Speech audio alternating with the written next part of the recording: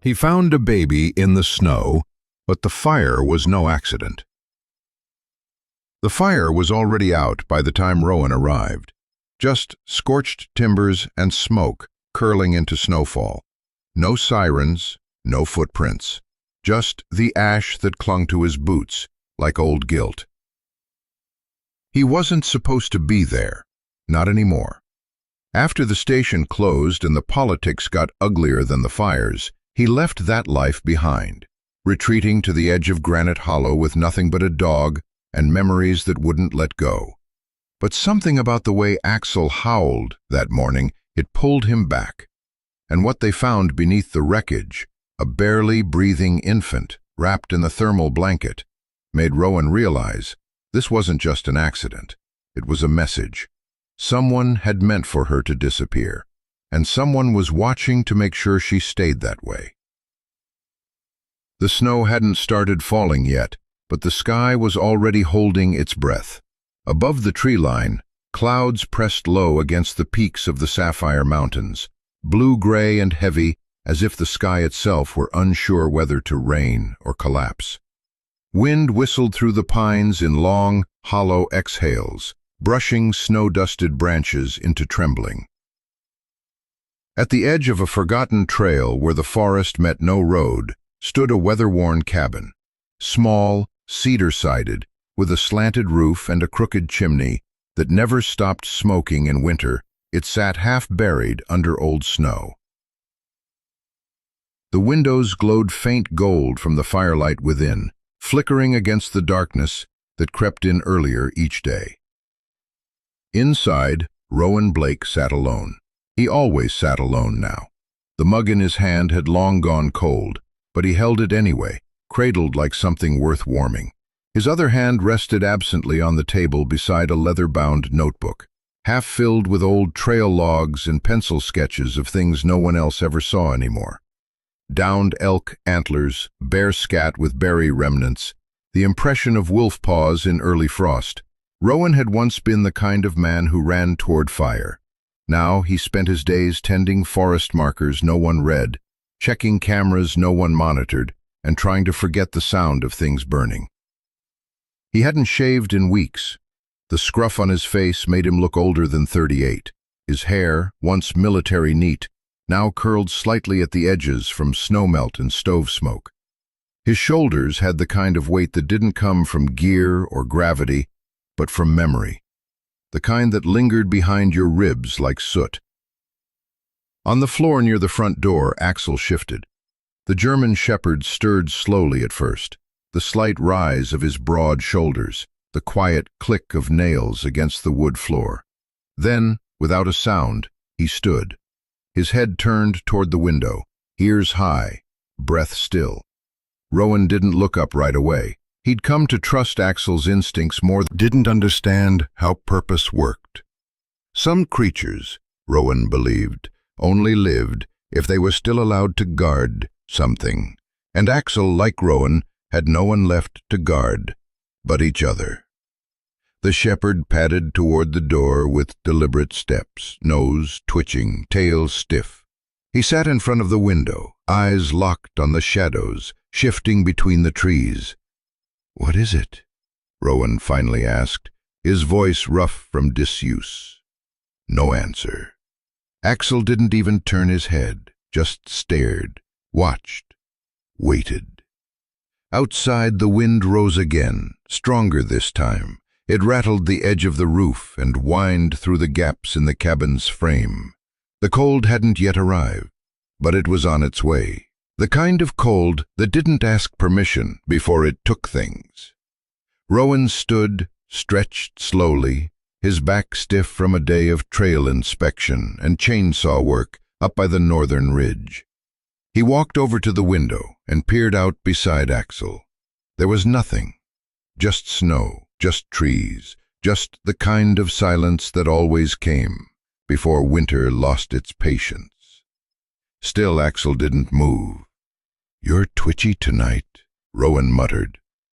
Axel turned his head slightly, just enough to catch Rowan's gaze. His amber eyes held something ancient in them, like the stillness of an animal, that had once known war and was now remembering how to smell it again. Rowan's chest tightened, not fear, not yet, but that odd sixth sense, the kind you get after enough years in danger, that something had shifted. He reached for the CB radio on the shelf and clicked the dial. Static. No response from the ranger outpost. No local traffic. Just that empty hiss that filled your ears like wind in a bottle. He tapped the speaker once. "Base, this is Ridge Cabin. Anyone monitoring tonight? Storm looks meaner than forecast." Nothing. Axel sat again, this time closer to the door, as if waiting for Rowan to do something he hadn't decided on yet. The wood stove cracked behind them, coughing heat into the silence. Outside, the first flakes of snow finally began to fall, slow and deliberate, like ash. Rowan glanced at the old photograph still pinned beside the pantry, two men in yellow turnout gear, ash-streaked faces grinning. One of them was him. The other was Derek Nolan, his best friend. The one who didn't make it out of the warehouse blaze 3 years ago. Rowan hadn't smiled like that since. He turned back to Axel, now pacing, low growl humming in his throat, not alarmed but unsettled. And then, without warning, Axel sat sharply and let out a single short bark. Rowan froze. Axel never barked without a reason.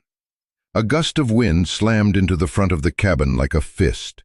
The lights flickered once. Something, Rowan couldn't name it, was coming with it. Behind him, Axel stood like a statue, muscles tight beneath his coat, ears trained forward, tail rigid, waiting. Rowan whispered to no one, "All right, I hear you." He turned and began gathering gear, boots, gloves, the parka he hadn't worn since last year's avalanche search. Something told him he'd need them before the night was over. The storm arrived like a stranger with bad news, uninvited but impossible to ignore. Snow hit the cabin in horizontal waves now, pelting the windows like gravel. Visibility had dropped to less than 30 feet. The trees swayed with slow, groaning resistance, bending to winds that carried the bite of something colder than just winter. Rowan stood at the door, already layered in his insulated field jacket, thermal gloves tucked into the waistband of his pants, boots double-knotted. He'd shoveled the porch clear that morning, but now it was buried again, 6 inches, maybe more.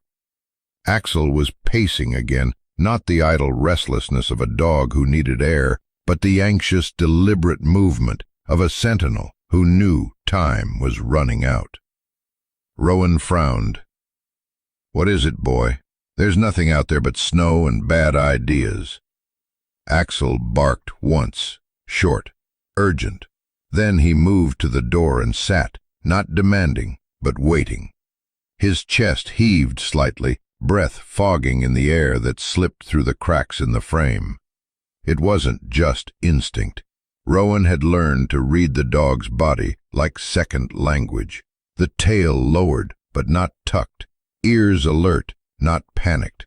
It was the same posture Axel had once used during search operations when he'd scented something buried. Buried.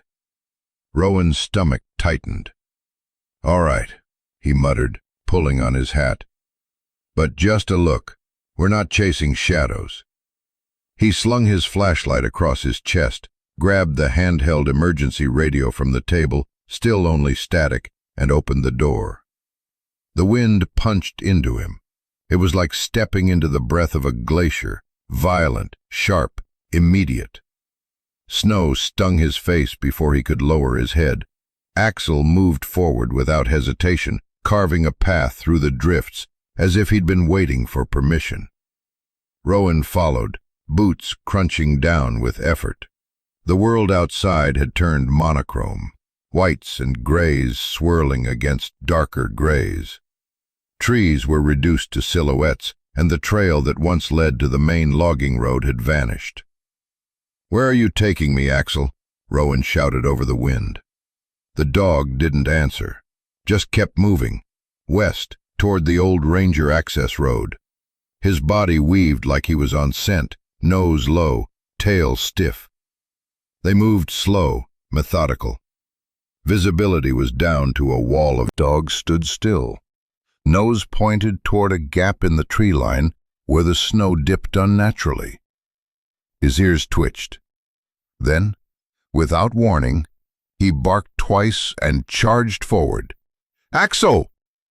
Rowan followed instinctively, sliding down a shallow embankment until his boots hit something solid beneath the snow. Metal. It took a second for his brain to register what he was seeing. A vehicle, or what was left of one. The SUV was half buried beneath a collapsed pine branch. Snow layered thick across the roof.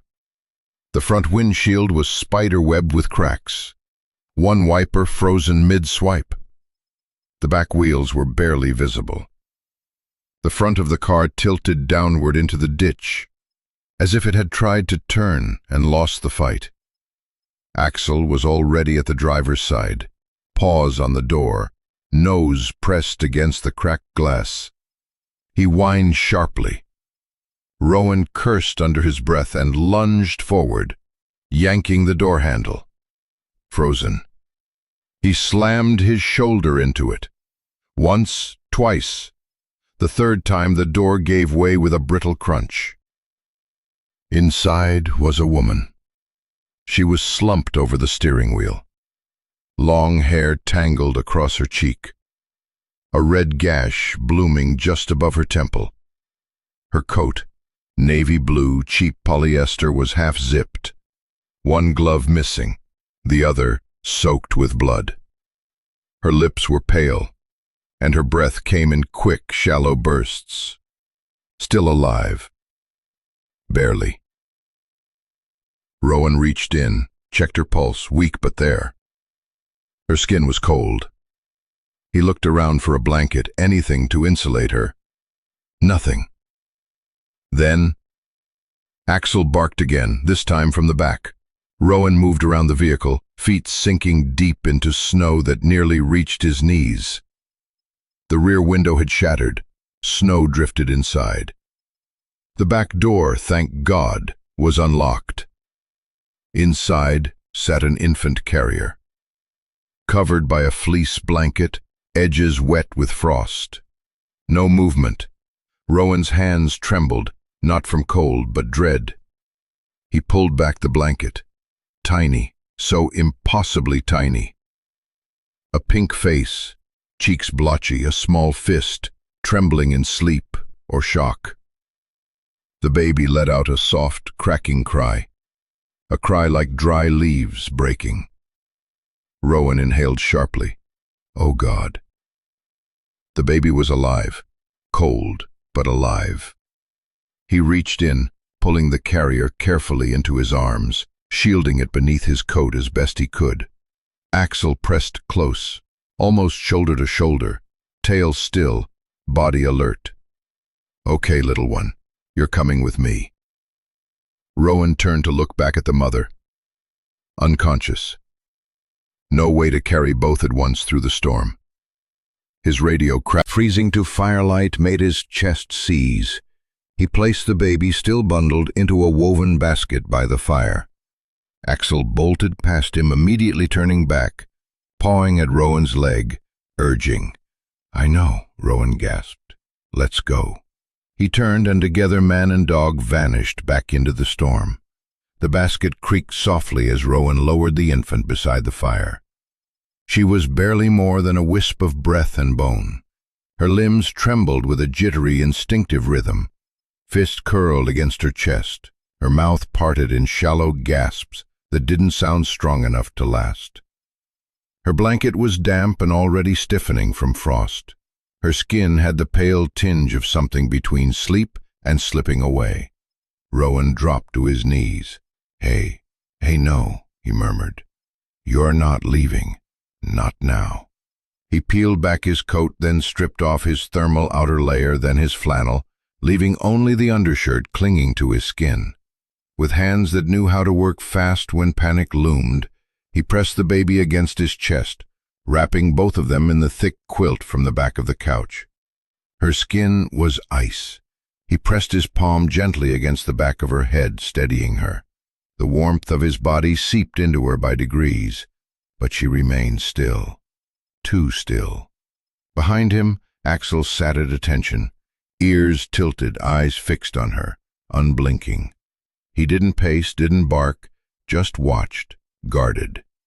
The fire crackled low, casting soft gold across the cabin walls. Rowan shifted closer to it, angling his own body to form a barrier against the wind still bleeding in through the floorboards. "Come on," he whispered. "Come on, little one. You're safe now. You've made it this far." Still no sound. He ran his finger along the base of her neck, rubbed tiny circles along her back. Gentle stimulation. He remembered that much from basic SAR first aid training. Just enough to coax, never shock. Warmth first, then breath. Her eyelids fluttered once, her jaw moved. Then a noise, not a cry exactly, but something halfway between a gasp and a sigh. Rowan held his breath. Then the sound came again, louder, thinner. She whimpered, a high, almost bird-like tremor. And then she cried. It wasn't strong, it wasn't sustained, but it cut through the silence of the cabin like a bell in fog. That soft, wet cry, the kind newborns make when they haven't learned the world yet, rattled something deep inside him he didn't know was still alive. Axel's ears perked. He inched closer, then sat, his head tilted as if committing her voice to memory. Rowan exhaled slowly, forehead pressing to the edge of the quilt. "That's it," he whispered. "You stay right here. You stay with me, little light." He didn't realize he was crying until the warmth from his tears touched her cheek. When her breathing steadied, cold, but her skin was pinking back into color. Her hands now twitching with something that resembled life. Rowan gently rocked her back and forth, matching the rhythm of the fire. The storm outside howled again, but inside the walls there was only the crackle of flame and the heartbeat of something not lost. He glanced toward the door and remembered. The mother. With great care, he placed the baby, still wrapped, in the basket lined with wool and moved it even closer to the fire. Axel immediately lay down beside it, his body a second barrier of heat. His tail curled protectively around the edge. "Watch her," Rowan said softly. Axel didn't blink. Rowan pulled his jacket back on and stepped into the cold wind blasting through the open doorway. The woman was still out there. He returned, with her in his arms, slipping once on the porch steps, catching her head just in time. Her body was limp, heavier than it should have been. Snow clung to her hair and eyelashes. Her face was colorless, lips cracked. Blood had matted the left side of her temple. Her shoulder bent unnaturally. He laid her gently on the couch. "Okay," he said to no one. "Now you." His hands worked quickly. Movements from another life returning out of necessity. He pulled out the first aid kit from under the kitchen sink. Unrolled gauze, alcohol pads, sterile needle and thread. His fingers didn't shake this time. The gash was deep, but clean. He cleaned the wound, checked for skull trauma. No obvious fracture. Her pulse was still weak, but holding. The stitching was slow, methodical. He used 5 tight loops, securing the skin without pulling. He then wrapped her head gently, adjusted the pillow beneath her, and turned to her shoulder. A dislocation, likely. He braced her wrist, pressed with one hand at the joint and the other at the forearm. When he shifted her gently back into alignment, she moaned, barely conscious. "Easy," Rowan whispered. "You're all right." He stabilized the shoulder with a folded towel and triangle wrap, then covered her with 2 blankets. Her face twitched in sleep, either a dream or pain memory surfacing. He sat back, exhaled slowly, and looked around. The fire, the basket, Axel still beside the child, the woman now breathing steadily beneath layered wool. He rubbed the back of his neck. The adrenaline was fading now. What replaced it was quieter, heavier. For a moment, the past tried to crawl back, made it. Axel leaned forward and gave the baby one careful lick on the forehead, then rested his chin across his paws. Outside, the storm battered the cabin with renewed force, but none of it got in, not tonight. Inside, there was warmth. There was breath. There was life. It was the sound of breathing that stirred her, not her own. Someone else's. Close, steady, unfamiliar. Mixed with the low hiss of fire and the scent of pine smoke, wool, antiseptic. Beneath that, something softer. A rhythmic whimper, fading in and out like waves licking the shore. Mara Vance's eyes fluttered open to shadow and light. Her vision swam, colors bleeding at the edges, shapes failing to focus. For a moment, she didn't know where she was, or when, or even who had pulled her from the numb, cotton-wrapped place she'd been. Then, it hit her. The crash. The ditch. The baby. She jerked upright with a gasp, and pain seared through her shoulder like fire. A strangled cry escaped her lips as she collapsed back onto the cushions beneath her. "Easy," a voice said, low and calm like a forest whisper. "Don't move too fast. You're safe." Her breath hitched. She blinked through the blur and saw a man kneeling beside the couch, sleeves rolled to his elbows, face lined with caution, not threat, but something worn and watchful. His jaw was rough with stubble, and his eyes, dark green and tired, held the weight of someone who'd been carrying more than just the present moment. "Where?" Her throat cracked. "Where is she?" The man didn't ask who. He just nodded toward the fireplace. "She's right there." Mara turned her head slowly. Near the fire, in a basket lined with blankets, was the baby. Her baby. She let out a broken sob. The infant was sleeping, face turned slightly to one side, breath rising gently beneath a wool cap far too big for her head. A large dog lay beside the basket, stretched like a sentinel in the glow of the flames. Mara's eyes locked on the dog, and for a heartbeat, fear coiled in her chest. But then the dog looked at her. Just looked. No growl, no tension. Amber eyes, calm, measured, met hers and held them, like a lighthouse in a sea she wasn't ready to admit she'd been drowning in. The man followed her gaze. "That's Axel. He won't hurt you. He hasn't left her side since we brought you in." She tried to sit again but winced. Her body screamed in protest. "You dislocated..." He didn't look like a medic or a cop. Too quiet. Too worn. There was grief behind his eyes, the kind that had been living there a long time. But he also looked solid, grounded, real. The fire popped behind them, sending a small burst of sparks into the grate. "I'm Rowan," he said finally, voice rough. "Rowan Blake. I live here." "Why?" she asked, without thinking. He raised an eyebrow.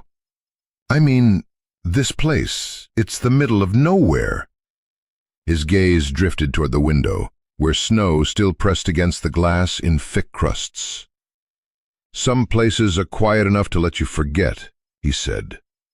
Then, after a pause, "Others are quiet enough to help you remember what's worth keeping." She didn't respond. Her body was beginning to throb with pain in every muscle, but something deeper hurt more. The aching tension that hadn't left since the night she ran. Even now, in warmth, with her child alive, her body wouldn't let go of the grip. Rowan stood and poured a small cup of water from a kettle on the stove, then brought it to her. She took it with trembling hands, sipped, coughed once. "Thank you," she said quietly. He gave a small nod. "I'm sorry I asked why you live out here," she added, voice softer.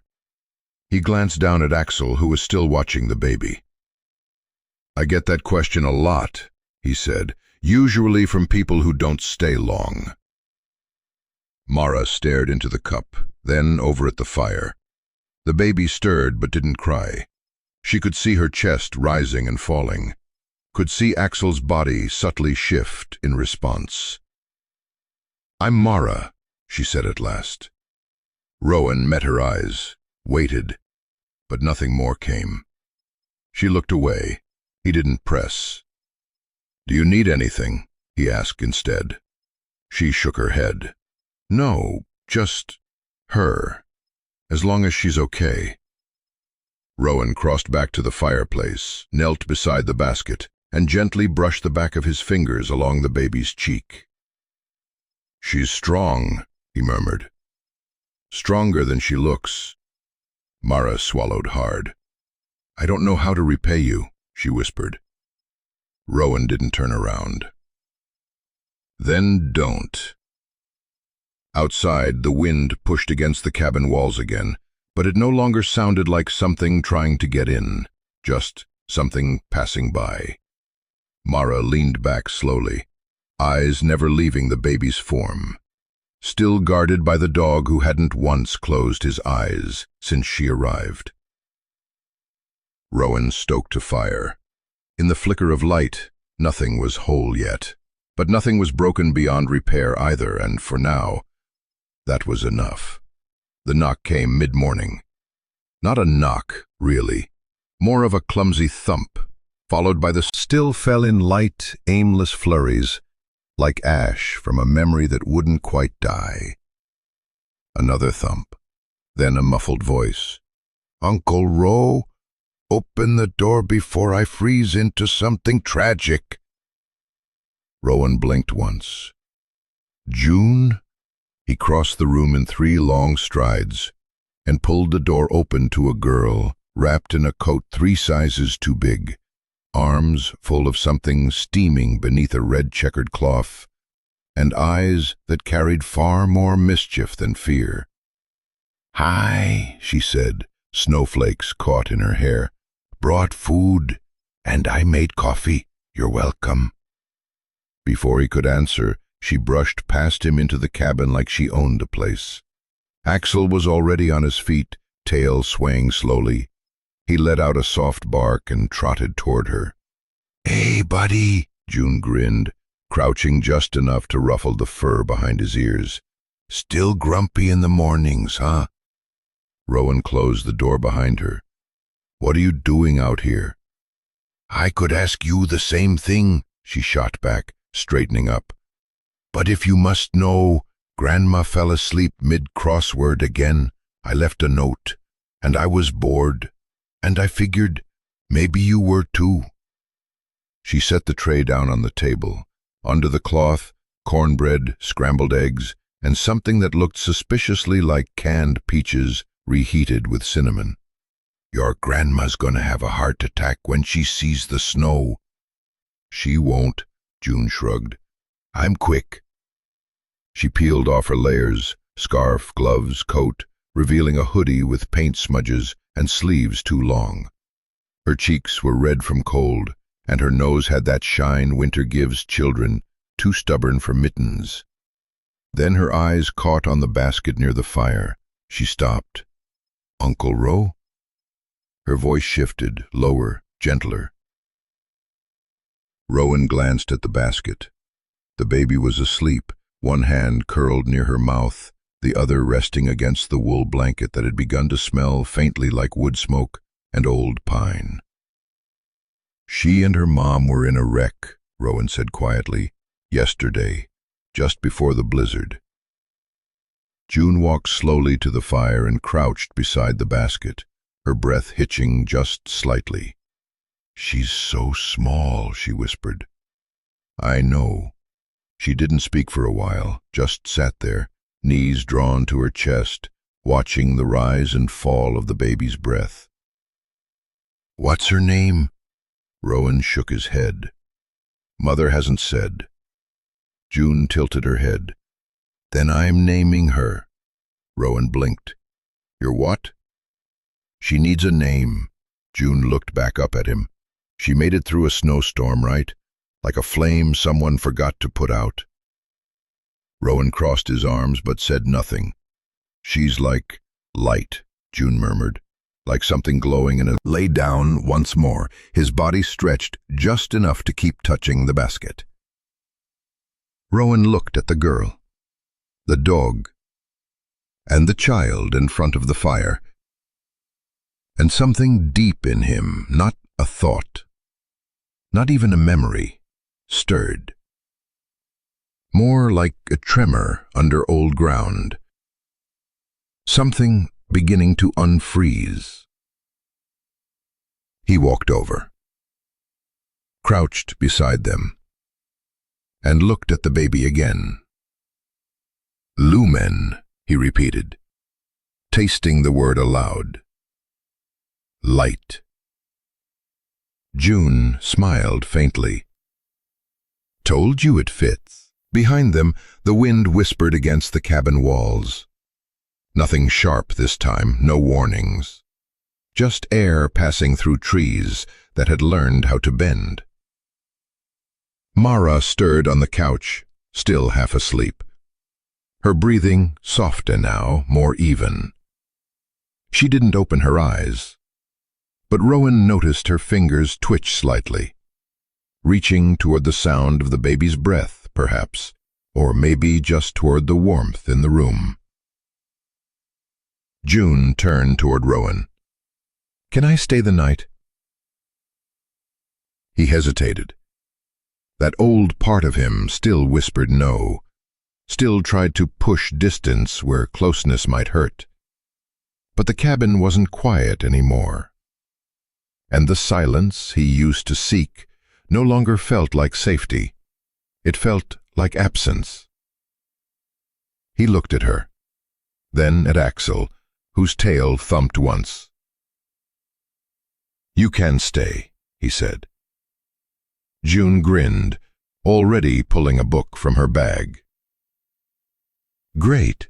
I brought the one with the wolf pack in the secret cave. I'll read to her." "To Lumen?" June nodded seriously. "She needs stories." Rowan watched her settle onto the floor beside the basket. Axel shift beside her like a shadow that had decided to protect something it didn't fully understand. June began reading, her voice soft, uneven, but sure. The fire cracked behind her. And in the flickering light of a cabin meant for one, 3 beings and a dog began to unlearn loneliness. The storm had passed, but the kind of silence that followed wasn't peace. It was the hush of something waiting. Night had fallen again over Ash River, wrapping the pines in deep blue and shadow. Outside the cabin, Snow creaked beneath its own weight. Icicles clicked like wind chimes. Inside, the fire burned lower now, casting longer, darker shapes across the walls. Rowan sat at the kitchen table, elbows resting on his thighs. "Tell." Mara exhaled slowly. A strand of her dark hair fell across her face. She didn't bother to tuck it away. "I worked for a company called Graybridge Logistics," she said, voice barely louder than the fire. "Started in billing, normal job, good hours, decent pay." Rowan's jaw shifted slightly. He looked up, met her eyes, and nodded for her to continue. "6 months ago they moved me to internal accounts. I started noticing things, invoices that didn't match any shipping records, cargo that disappeared after check-in, entire manifests rerouted or erased. I asked questions. They told me it was clerical backlog." She gave a bitter half-laugh. 2 weeks later, someone broke into my apartment. Didn't steal anything valuable, just my laptop. Left a note on the fridge. Her eyes flicked toward the firelight. Her hand gripped the blanket tighter. "Keep digging, and your daughter grows up alone." Rowan's fingers curled into fists on his knees. Mara swallowed. "I reported it, or tried. HR called me in, said I was compromising morale, told me to take a leave of absence. That afternoon I saw 2 men in a black car parked across from my building. Same car showed up again 2 days later, this time in my rearview mirror." Her voice broke on the last word, just slightly. "I grabbed what documents I could, paper copies, a few photos. I didn't have time to plan, just packed a bag, strapped her into the car seat and drove." "To where?" "My cousin lives in Bozeman. Thought I could hide there for a while, figure things out. But I never made it. Took a wrong turn after dark, GPS failed, and then the road iced. The next thing I remember is waking up in your cabin." She stopped. The fire crackled. Lumen stirred softly in her sleep. Axel's head rose just slightly, eyes scanning the window without moving the rest of his body. Rowan leaned back slowly. "You were right to run." "I was too late to run," she replied. "I was just trying not to disappear." He rubbed the bridge of his nose, let the silence sit between them like smoke. "What did they ship?" he asked finally. Mara shook her head. "Some were labeled medical supplies, but the logs didn't match. Others had no labels at all, just weight data. But the destinations were wrong. Empty warehouses, closed facilities. Some were military." Rowan narrowed his eyes. "Black routes." Mara looked up, startled. "You know what that means? I've seen fires that weren't supposed to happen in places that weren't supposed to exist." He said quietly, "My best friend died in one." For a long time, neither of them spoke. Then Axel stood, not abruptly, not panicked, just alert. His body moved toward the window, slow, deliberate. He walked to the far window, pulled back the curtain a fraction of an inch. Nothing but snow and shadow. Still, Axel remained standing. Rowan stepped away from the glass. "Sometimes he knows before I do." "What does he know now?" Rowan looked at her. "That this isn't over." Axel padded slowly back toward the fire, circled once near the basket, and lay down, but his head remained up, ears still high. Mara clutched the blanket tighter. "They'll come looking." "They already are." She closed her eyes. "I should leave. I've already put you in danger." "No." Rowan's voice wasn't loud, but it was firm, carved out of something older than panic. "You're not going anywhere tonight," he said, "and neither is she." Mara opened her mouth, but he cut her off. "You brought the truth with you, whether you wanted to or not. That makes you dangerous to them, but that also makes you necessary. He glanced at June, still asleep on the rug.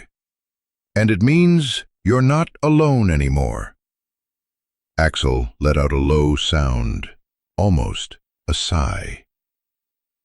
Mara blinked, moisture rising in her eyes, but she said nothing, just sat still, wrapped in a firelit hush that somehow felt safer than silence had any right to be. And in the flickering dark, as the logs hissed and the snow fell quiet again, something unspoken settled into the room, a pact made without ceremony. They would not run anymore. It began with a sound Rowan couldn't place. Not loud, not sudden, just a soft scritch at the door, followed by the slow rhythm of paws moving across hardwood, measured, intentional. Axel didn't pace without reason, and he didn't pace this early. Dawn hadn't broken yet. The sky outside was a watercolor of deep slate and indigo, the moon still high and pale above the treetops. Inside, the cabin glowed only from the fire's dying coals and the dull amber of a lantern left burning low on the table. Rowan sat up from his cot near the back wall, rubbing the sleep from his eyes. Axel was standing near the door, unmoving now, ears high, nose angled toward a window, like something had drifted in that didn't belong. "You smell something?" Rowan asked, voice a rasp. Axel turned and gave a soft huff, then moved to Rowan's side. His eyes said the rest. "Follow me." Rowan didn't question it. He pulled on his coat, laced up his boots with quick, practiced fingers, and grabbed the flashlight. The wind outside had quieted, but the cold had teeth. He stepped out onto the porch. His thighs burned from exertion, but he didn't stop. After a quarter-mile, Axel paused at the edge of a thicket. Rowan caught up and saw it, the edge of something metallic buried beneath frost. Not smooth like a car, rough, circular, rusted. Axel circled it once, then sat. Rowan dropped to his knees, hands already brushing snow aside. It was a barrel, steel, charred along the rim. The snow around it had melted and refrozen in jagged ridges, as if something inside had still been hot when it was abandoned. Rowan pried the lid off with the flat of his multi-tool and felt the resistance of warped metal. When it gave, the smell hit him first. Burnt paper, chemical ash, oil. He pulled back the lid entirely and leaned over, flashlight angled down. Inside, the barrel was filled with blackened debris, shredded papers, scorched envelopes, and the occasional curled scrap of plastic. But near the bottom, something hadn't caught fire completely. A bundle of singed folders. Rowan reached in, the heat long since faded, but the weight of what lay beneath still clinging to the air. He flipped through them one by one, laying them on the snow. Flight logs, cargo manifests, serial tags. Some had military coding, others stripped of identifiers altogether. A few bore shipping stamps from locations Rowan had only heard mentioned in passing. Graybridge, Wilder Freight, Tricon Logistics. But it wasn't until he found the handwritten annotation that his breath stopped. Just one word. Hawthorne. Circled, underlined, then scribbled again in the margin. His grip on the paper tightened. He hadn't seen that name in years, but it had floated through smoke on more than one occasion, spoken in fire camps, murmured in the aftermath of blazes that burned too fast, too clean. Fires that didn't behave the way nature intended. Fires that left no witnesses. Rowan stood slowly, papers in hand, the wind beginning to stir again through the trees. He remembered a warehouse blaze in Nevada, supposed to be empty. 3 firefighters died in that one. Another in Idaho, labeled accidental, but the origin point had never made sense. He'd reviewed the reports, heard the whispers, and always, buried deep in rumor, came that name, Hawthorne. A fixer. Not the kind that cleaned up messes, the kind that erased the people who saw them. He looked down at Axel, who hadn't moved, just stood patient, as if he too understood what had just been unearthed.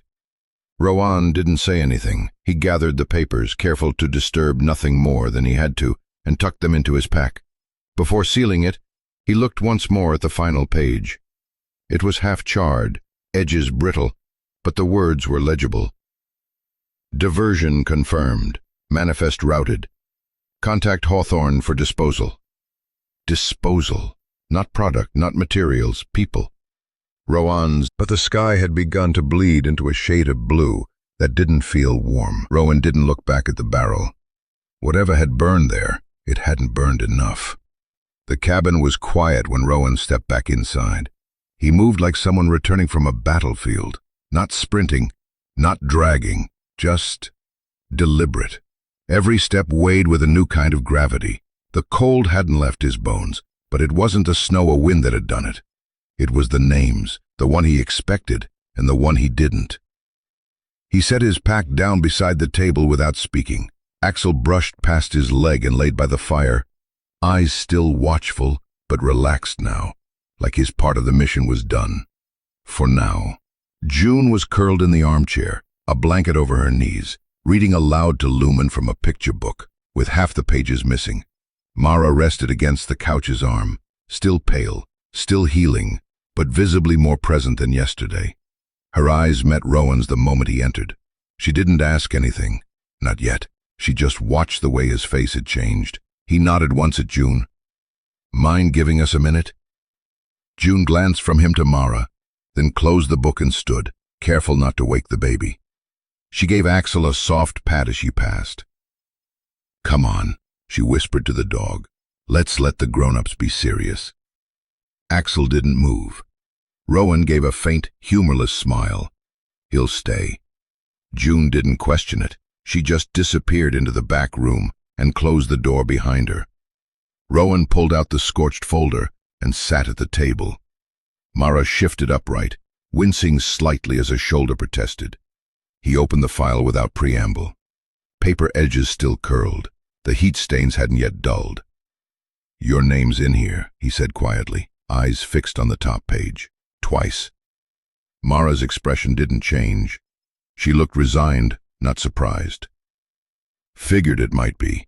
Rowan flipped through to the third sheet and laid it flat across the table. His fingers traced the handwriting, familiar now. The same slanted scrawl from the barrel. Names, code names, dates, drop points, and then, in faded red ink, Mara Vance, Derek Nolan. Both circled, both annotated. Mara leaned forward. Nolan? Rowan didn't answer right away. His gaze had gone glassy, stuck somewhere behind the ink, behind the paper, behind a memory, still smoldering under layers of scar tissue. He was a firefighter, Rowan said, voice low. Missoula base. We worked together, laughed together, lived through 3 fire seasons that should have killed us. 4th one got him. He paused, swallowed. Warehouse blaze, off-grid, supposed to be an abandoned site, got called in as backup support when the lead unit lost radio contact. He exhaled slowly, and the silence in the room tightened like a wire. I made it to the upper floor. Fuel. Too much spread. Fire moved like it was built to erase, not consume. Mara's face tightened. Rowan looked at her now, and his voice cracked. I told him we had to pull out. He stayed. Said he saw movement near the back stairwell, thought someone was alive. He wiped a hand across his jaw. The muscles near his temple flexed. Roof collapsed before I could follow. They found him later, buried under half a ton of steel trusses. His radio had been stripped, helmet melted. He leaned back, eyes burning. They called it a line of duty death, a hero's end.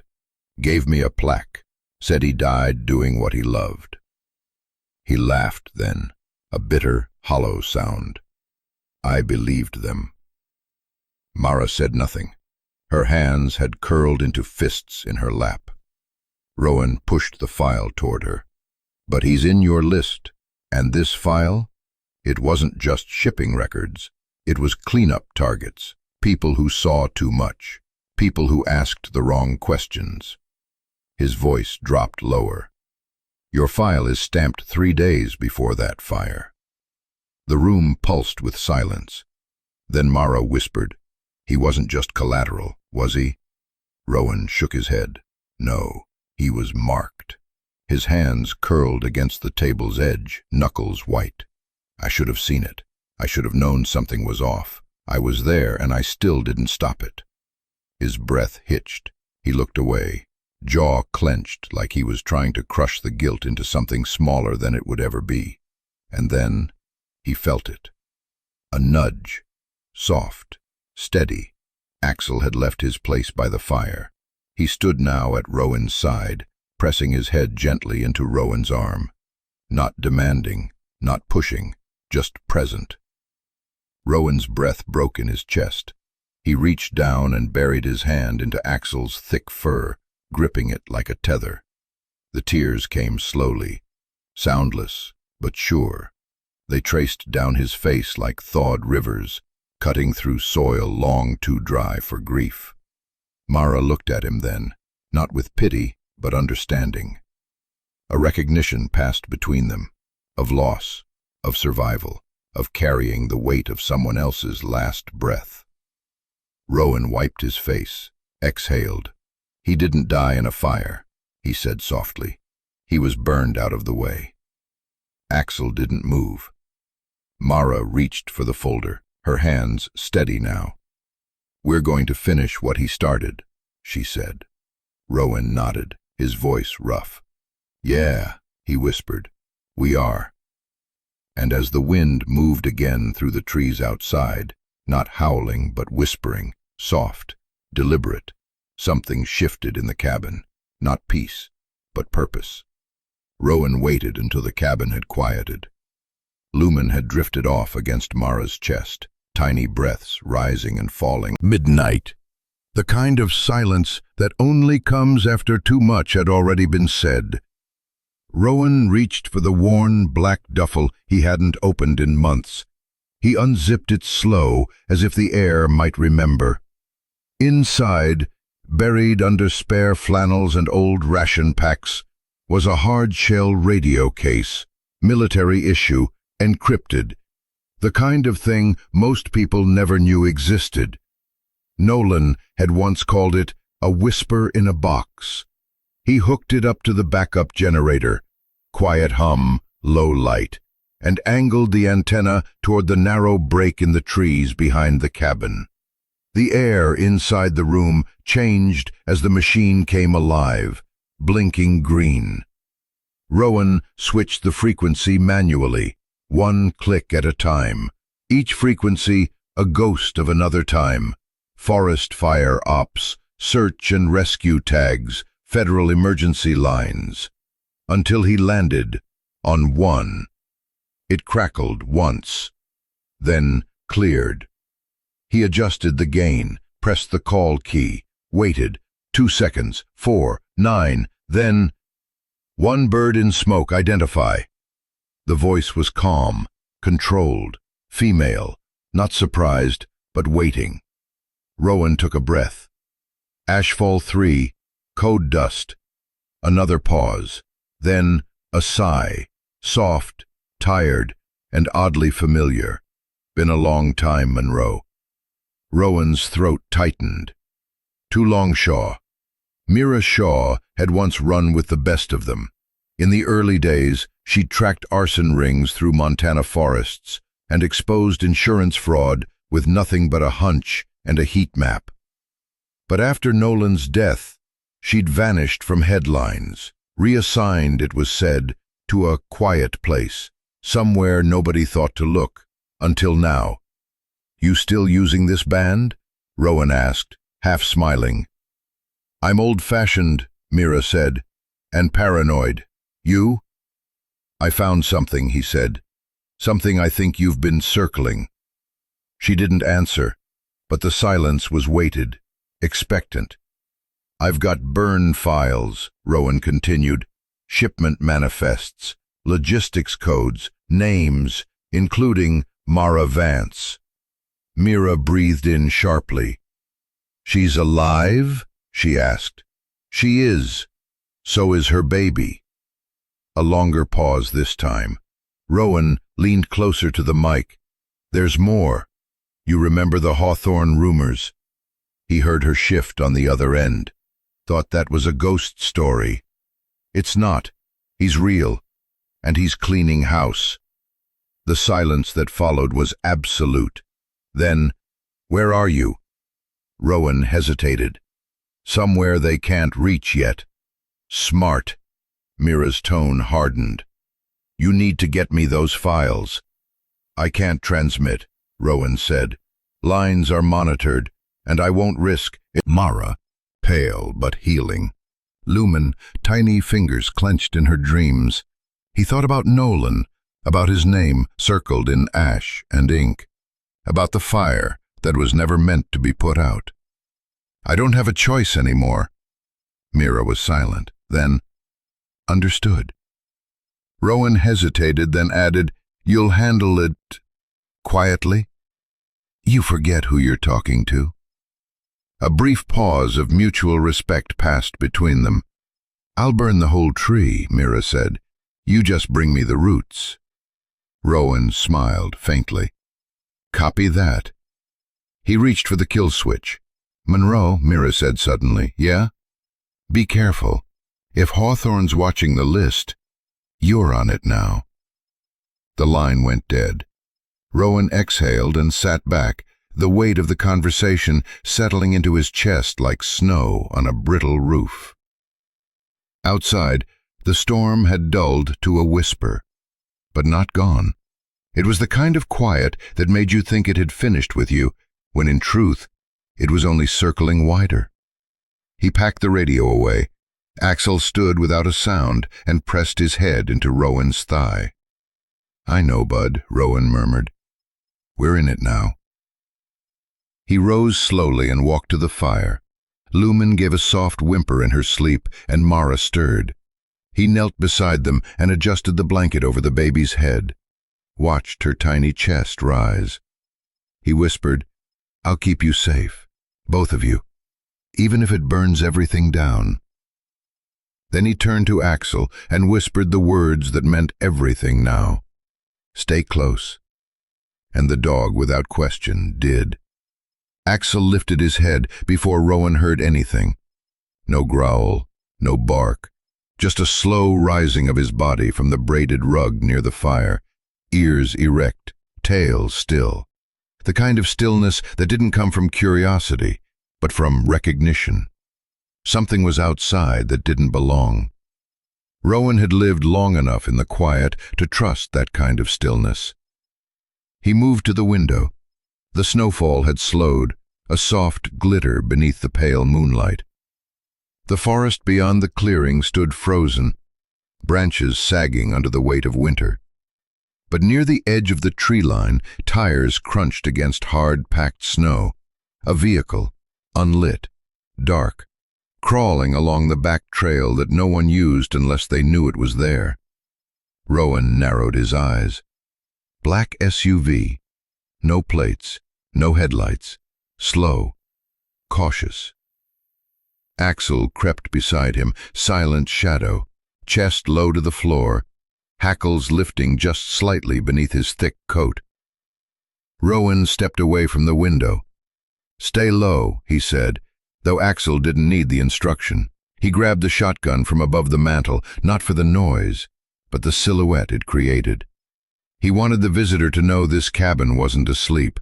He'd been here before. Rowan didn't open the door. The man stopped at the bottom of the steps, his face calm, unreadable.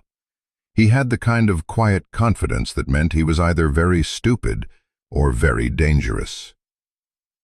"Evening," he called, voice measured, polite. Rowan stepped into view behind the screen. "Cabin's private property." "Figured," the man said, glancing around. "Didn't mean to intrude. Just looking for a friend." Axel took one step forward, positioning himself between Rowan and the door. His lip curled silently. The stranger took notice but didn't flinch. "Long way out to be looking for someone," Rowan said. "I like the cold," the man replied. His smile didn't reach his eyes. There was a long pause. Then the man added too casually, "Name's Silas Kane." The name meant nothing, but the way he said it, it was meant to be remembered. Rowan gave nothing back. "No friends here, Silas. Try another ridge." "Thought maybe I saw someone, woman, traveling with a baby. Weather's not kind for newborns." The air thickened. Rowan gripped the doorframe tighter, knuckles white. Axel let out a low, almost imperceptible whine. Not fear, tension. "Seen no one," Rowan said flatly. Silas nodded once, as if he already knew the answer. Then he looked just past Rowan through the glass. His eyes settled briefly on something unseen inside. Then he turned back. "If you do happen to run across her, tell her she doesn't have to run anymore." And with that, he turned, walked back to the SUV, and drove off into the white. No tire spin, no urgency, just the quiet withdrawal of a ghost who'd marked his territory. Rowan locked the door, then bolted it.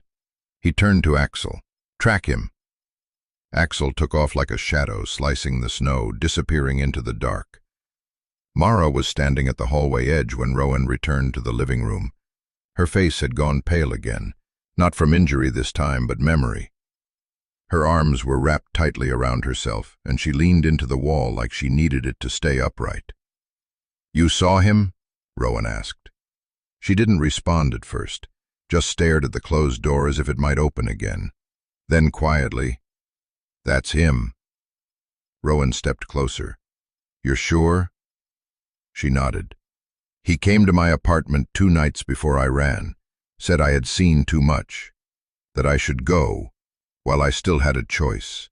He didn't threaten, didn't raise his voice, just told me they clean what they can't bury."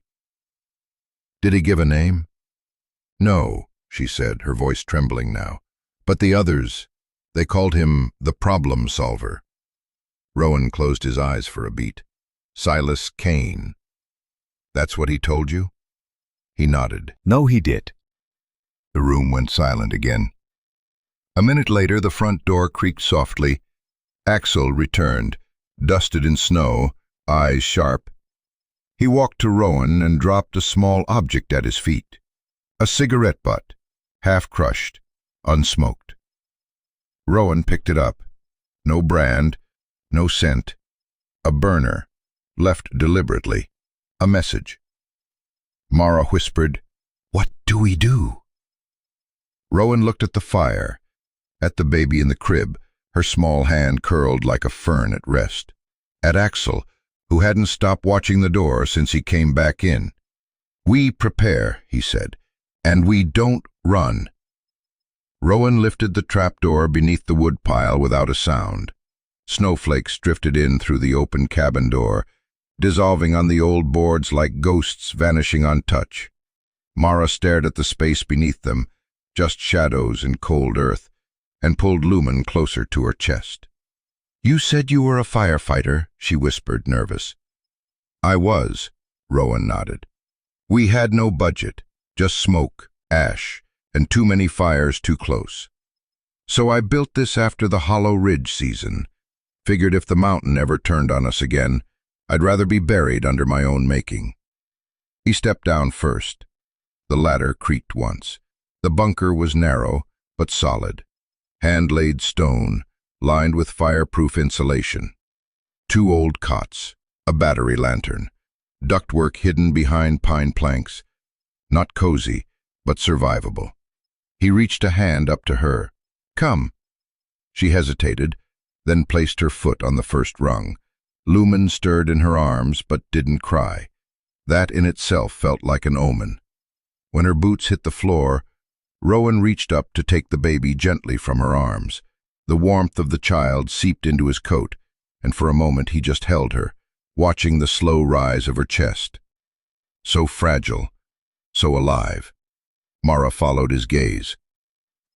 "I haven't even had time to name her," she said, voice thick with quiet guilt. "She already has one," Rowan replied. "June called her Lumen, said she looked like light in the dark." Mara's eyes brimmed. "It fits." A muffled shuffle above broke the silence. Axel. He padded down the ladder, one paw after another, as silent and sure as smoke. When he reached the floor, he didn't explore. He simply walked to Lumen's side and sat, placing himself between the baby and the narrow stairway. Rowan looked at him. Axel looked back. Not a bark, not a whine, just a slow blink. "I trust you, but be careful," Rowan exhaled. "I'll be back soon. Lock this from the inside. If anything happens, don't hesitate." Mara nodded, holding Lumen tighter. He climbed out and pulled the woodpile back over the hatch, just as the knock came. 3 precise raps. "When I know something's worth finding." Rowan leaned against the door frame. "You have something to say it." Silas didn't step forward. "The woman, Mara. She's in possession of material she doesn't fully understand. Dangerous material. She's frightened, understandably, but frightened people make poor decisions." "Is that what happened to Nolan?" Rowan asked softly. "Poor decisions?" Silas didn't blink. "Nolan made a choice, a noble one, but misplaced." Rowan's hands clenched. "You lit that fire, didn't you?" Silas's face didn't change. "I don't light anything, Mr. North. I just clean what burns." A long pause. Rowan spoke carefully. "Whatever you're trying to erase, it's too late. Someone else knows. Someone outside your reach." "You believe that?" Silas tilted his head. "That there's a place I can't reach?" Rowan held his stare. "Yes, I do." The air between them turned sharp, like steel grinding against frost. Then Silas gave a slow, almost respectful nod. "You're brave, Mr. North, or stupid, perhaps both." He turned to go, but at the edge of the steps he paused. "Do me a favor. Ask her about Hawthorne, about what happened at the tarmac the night the shipment vanished. If she's honest, you'll understand why she's not just running from us. She's running from herself." And just like that, he was gone, into the tree line, as if the storm itself had swallowed him. Rowan locked the door and dropped the iron bar into place. Then he walked to the trapdoor, removed the logs, and descended into the bunker. Mara looked up quickly, her face pale. Axel stood, body tense. But when he saw Rowan alone, he lowered his stance. "What did he say?" Mara asked. Rowan didn't answer right away.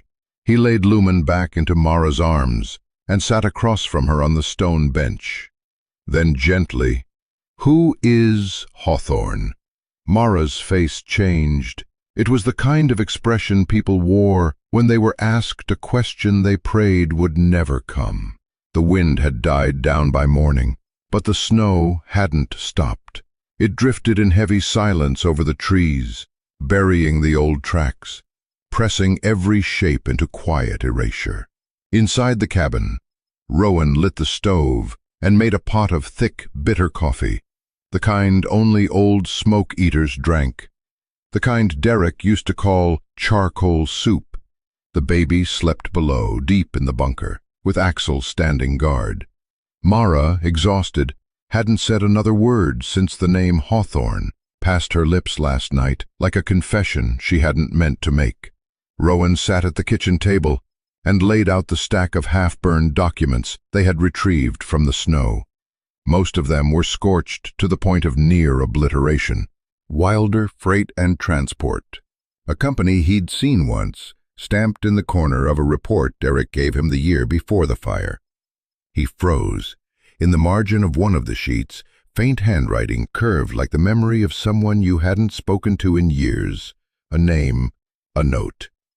RFN 7, rerouted again. Same name, same handler. DN. Rowan's breath caught in his throat. DN. Derek Nolan. He turned over another page, then another. Every one with the Wilder seal bore the same repeated shorthand in pencil. H equals Hawthorne. Don't trust the plain tags. They lie. And then, if I disappear, it's not the fire. Rowan closed his eyes. The memory returned not as sound, but as heat, flames rising behind stained glass windows, Derek shouting his name through smoke. The moment Rowan turned to grab the unconscious man by the door and heard the beam snap above him. And then silence. Only when he opened his eyes days later in the hospital did he learn that Derek hadn't made it out. That the blaze at the Graybridge logistics hangar had taken one man, left another broken, and somehow, conveniently, no black boxes, no logs, no real questions asked. He'd believed it, back then, wanted to, because the alternative was unbearable. But now, reading Derek's own handwriting, buried in ash and cold, the alternative wasn't just likely, it was true. His hands began to shake. All this time he'd been living in exile, thinking the fire was a failure, that Derek's death was a tragic result of wrong place, wrong time. But Derek had known, and someone had made damn sure his voice was silenced through flame. He stood, breath short, walked to the door and opened it, letting the freezing wind bite at his skin. Let it numb the fury building in his chest. From the edge of the trees he could just barely make out the scorched metal of the barrel where the documents had been buried. The snow covered it again now, as if trying to tuck the truth back out of sight. He wanted to scream. But Axel wasn't there to hear. Neither was Derek. Just the hush of trees, snow, and ghosts. When he finally stepped back inside, he found himself staring at the papers again. Names circled, dates erased. But one name burned brighter now than all the rest. Hawthorne, the fixer, the phantom, the one who cleans what burns. Rowan whispered Derek's name under his breath like a prayer. Or maybe an apology. I didn't see it. I should have seen it. He ran his fingers along the writing again. If I disappear, it's not the fire. Not the fire. A setup, a murder masked in smoke and sympathy. And Rowan had survived it. Now, it wasn't just about Mara or Lumen anymore. Now it was about finishing what Derek had frost-painted windows, washing the old walls in muted gold. A soft, comforting smell drifted through the air. Cinnamon, butter, and coffee. Stronger and warmer than the sharp bite of smoke and ash that had always clung to Rowan's clothes. In the kitchen, Mara stood by the old stove, carefully tending to pancakes, browning on a cast-iron skillet. Her movements were deliberate, gentle, one arm still nestled close to her body in a sling, the other deftly wielding a wooden spatula. She turned each pancake carefully, golden edges peeking from beneath a haze of steam. The storm had left something softer behind, a small mercy hidden within the snowdrifts.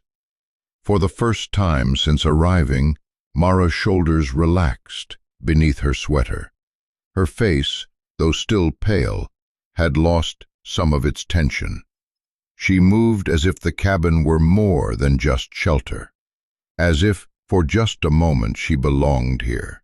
Near the fireplace, June sat cross-legged on a thick woven rug, her hair spilling loose in honey-colored tangles. The firelight flickered, casting shifting shadows across the pages of a worn picture book in her lap. Her voice rose softly, halting at certain words, sounding them out carefully as she read aloud to Lumen, who lay bundled in blankets nearby, tiny eyes wide and alert.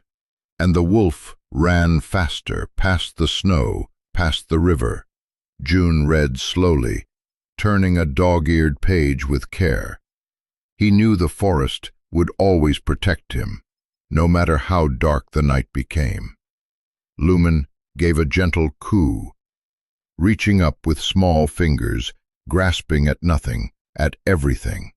June smiled, softly, brushing the baby's hand with her own. "It's okay, Lumi. We'll always protect you too."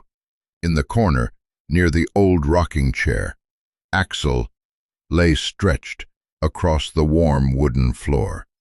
His head rested on his paws, eyes half-lidded, yet ever watchful. His coat shimmered gently in the fire's glow, each black and russet hair warmed by the flames. June paused, carefully setting her book aside. She leaned across to a worn canvas bag she'd brought in the night before, pulling from it a small bundle wrapped carefully in brown paper and tied with blue ribbon. She unwrapped it slowly, reverently, revealing a navy blue collar, hand-sewn, embroidered with pine trees in deep emerald thread, and tiny, delicate wings in shimmering gold. "Axel," she whispered softly, gently calling the dog. "Come here, boy." Axel lifted his head, ears pricking at the softness in June's voice. He rose as if the dog himself had also begun to believe in something more than duty and vigilance. From across the room, Rowan watched quietly. He stood leaning against the kitchen doorway, arms folded, unmoving, eyes distant. The gentle warmth, the laughter, the whispers of comfort that filled the small cabin felt fragile to him, like candlelight threatened by a draught. He knew this moment, this brief, delicate space of calm, was fleeting, something borrowed rather than owned. Rowan had never trusted calm. It always came just before flames climbed higher, before beams cracked and fell. But now, as he watched Mara carefully flip the last pancake onto a waiting plate, June humming softly to Lumen, and Axel standing proud beneath his new collar, Rowan felt something catch in his chest, a strange ache he couldn't name. "I don't deserve this," he thought. He'd spent years isolated by his guilt, believing solitude was his penance. After losing Derek, after losing part of himself, he hadn't believed he had the right to warmth again. He'd walked into countless fires, fought through smoke and pain, yet, standing here, watching this small makeshift family, felt like the bravest thing he'd ever done. Allowing himself to see it, to feel the gentle ache of hope again, felt more dangerous than facing flames ever had. He took a slow breath, eyes moving back to Axel. The dog watched him silently, amber eyes calm and knowing, as if to say, "This belongs to you too. You can be here." Mara turned, noticing him finally, her gaze quiet but searching. "Are you going to join us?" she asked softly, her voice tentative but warm. He hesitated, uncertain, but June interrupted gently. "We're waiting, Uncle Ro. We can't start breakfast without you." Lumen made a small, bright sound as if agreeing, and Axel let out another low, contented rumble. Rowan exhaled quietly, feeling something inside him begin to thaw, just a little. He stepped slowly toward the table, the creak of the floorboards beneath his boots, familiar and comforting. "Come sit," Mara urged gently. "The pancakes will get cold." He paused just briefly, looking at each face in turn. June, bright and trusting. Mara, cautious but open. Lumen, innocent and watching. Axel, steady and sure. Each one looked back at him, not asking him to lead, not asking for more than his presence, his willingness to share this small, fragile piece. He sat slowly, the chair solid beneath him, feeling oddly like coming home. Mara handed him a plate, their fingertips brushing briefly. Warren paused, if only briefly. And within these fragile walls, amidst pancakes, whispers, and gentle stories, Rowan felt the quiet, aching promise that maybe, just maybe, he was allowed this small measure of peace, even if it didn't last, even if it was only borrowed. For now, it was enough. The woods felt heavier now, like they knew something Rowan didn't. It was late afternoon when he stepped outside, pulling his coat tighter around him, frost already biting at the edges of the fading sunlight. Snow had ceased to fall, but the cold had sharpened into something brittle, snapping twigs beneath his boots as he walked. Axel padded silently at his side, the navy collar June had given him, glinting faintly against his thick fur. Every so often, the dog would pause, nose to the air, ears pivoting subtly, as if hearing whispers Rowan couldn't catch. The warmth from the morning had faded, leaving only the uneasy feeling that safety was slipping again through Rowan's fingers. He'd learned years ago, sometimes danger wore a quiet disguise. It didn't always announce itself loudly. Sometimes it simply waited. They moved deeper into the woods, stepping into thicker shadows as the trees grew denser, silent sentinels stretching skyward, their tops brushing a slate-gray sky. Axel stopped suddenly, his body stiffening, muscles tensing beneath his fur. He lowered his head, a soft growl rumbling low in his throat. Rowan stopped beside him, heart quickening in response. "What is it, boy?" Axel didn't move, didn't relax. His eyes fixed forward, amber bright and focused on something hidden deeper in the shadows. Rowan followed the dog's gaze, scanning through the branches, and felt his breath catch in his chest.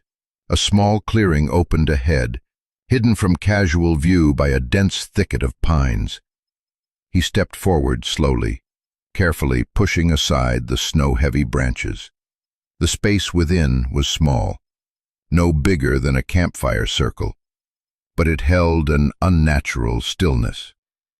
He took another step and felt something crunch softly beneath his boot.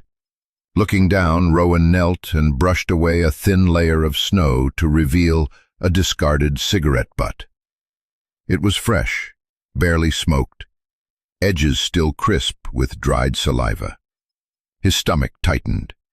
Axel moved past him now, his body taut with quiet urgency. He moved to a fallen tree trunk, sniffing at something tucked beneath, a thermos, scuffed and scratched, half hidden by pine needles. Rowan picked it up carefully. It was still slightly warm to the touch, the faint scent of coffee lingering beneath its rim. He glanced up sharply, scanning the small clearing. At the base of a nearby tree, something white caught his eye. Woods.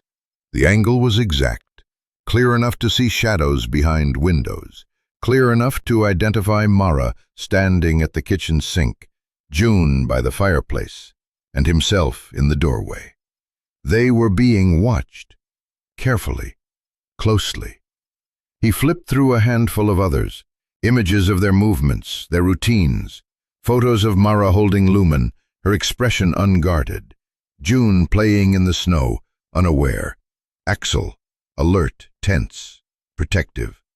Even Rowan himself, captured in moments he believed no one could see. The last photo felt heavier, blurred slightly by the photographer's hand. A close-up of Mara, face half-shadowed, eyes tired but unafraid, holding the documents they'd recovered from the barrel. Rowan's heart lurched in his chest. Someone had stood close enough to capture every detail clearly. hidden within easy striking distance. Someone patient, quiet, someone trained to stay unseen. Axel snarled sharply, a low, menacing sound that Rowan had rarely heard before. He turned to find the dog circling slowly, hackles raised, nose pressed urgently to a trail leading further into the woods. Rowan followed Axel, stepping carefully, keeping his footsteps quiet. The snow here had been disturbed, recently, deeply. Boot prints, size 12 or larger, carefully placed, meticulous. They stopped abruptly, then retreated, circling back toward the clearing, toward the cabin itself. Axel's lip curled, teeth gleaming white against his dark muzzle, ears flattened against his head. The sound he made was guttural, primal, a clear warning.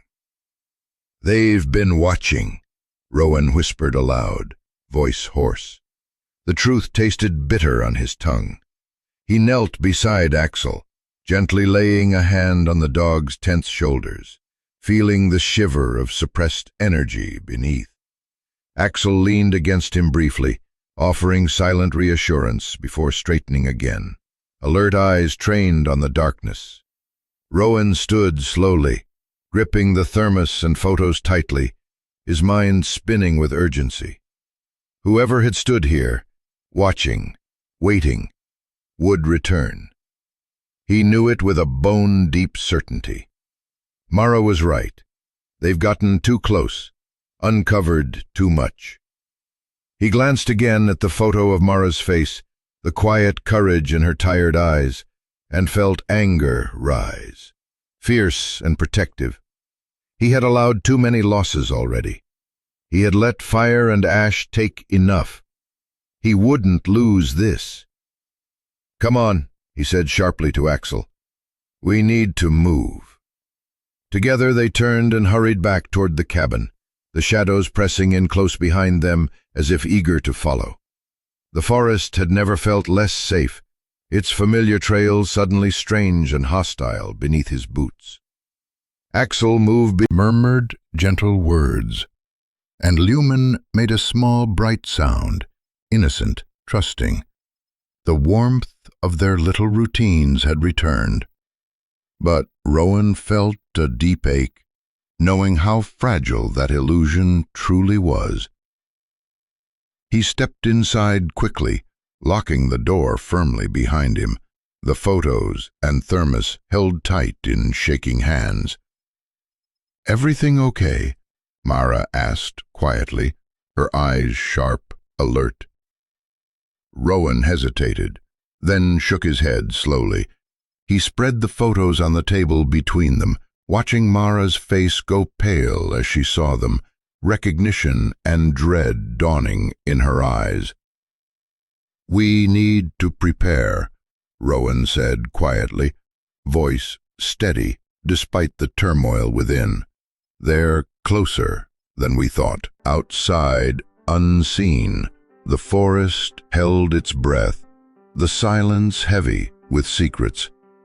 The shadows beneath the snow, patient and watchful, waited for the next move to be made. The cold came back harder that night. Rowan felt it through the walls, more than just the winter kind of cold.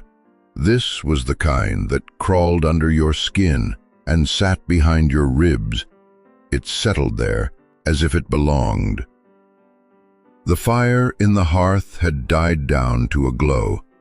Mara was asleep in the bunk below, arms curled protectively around Lumen's swaddled body. June slept upstairs, her breath soft, unaware of the silence outside shifting into something taut. Axel hadn't moved in 20 minutes. He lay near the front door, head raised, ears stiff, eyes trained on the window like he was waiting for something. His tail was still, his breathing shallow. Rowan watched him from the kitchen table, hands wrapped around a half-cold mug. He didn't ask what Axel had heard. The dog didn't bark, not this time. He didn't growl. That was the part that made Rowan stand slowly and reach for the shotgun beside the wood stove. Axel's ears flicked slightly at the sound of the stock being lifted, but he didn't move, just kept staring. Rowan stepped toward the window with a weight in his chest. He parted the curtain just an inch, and there he was.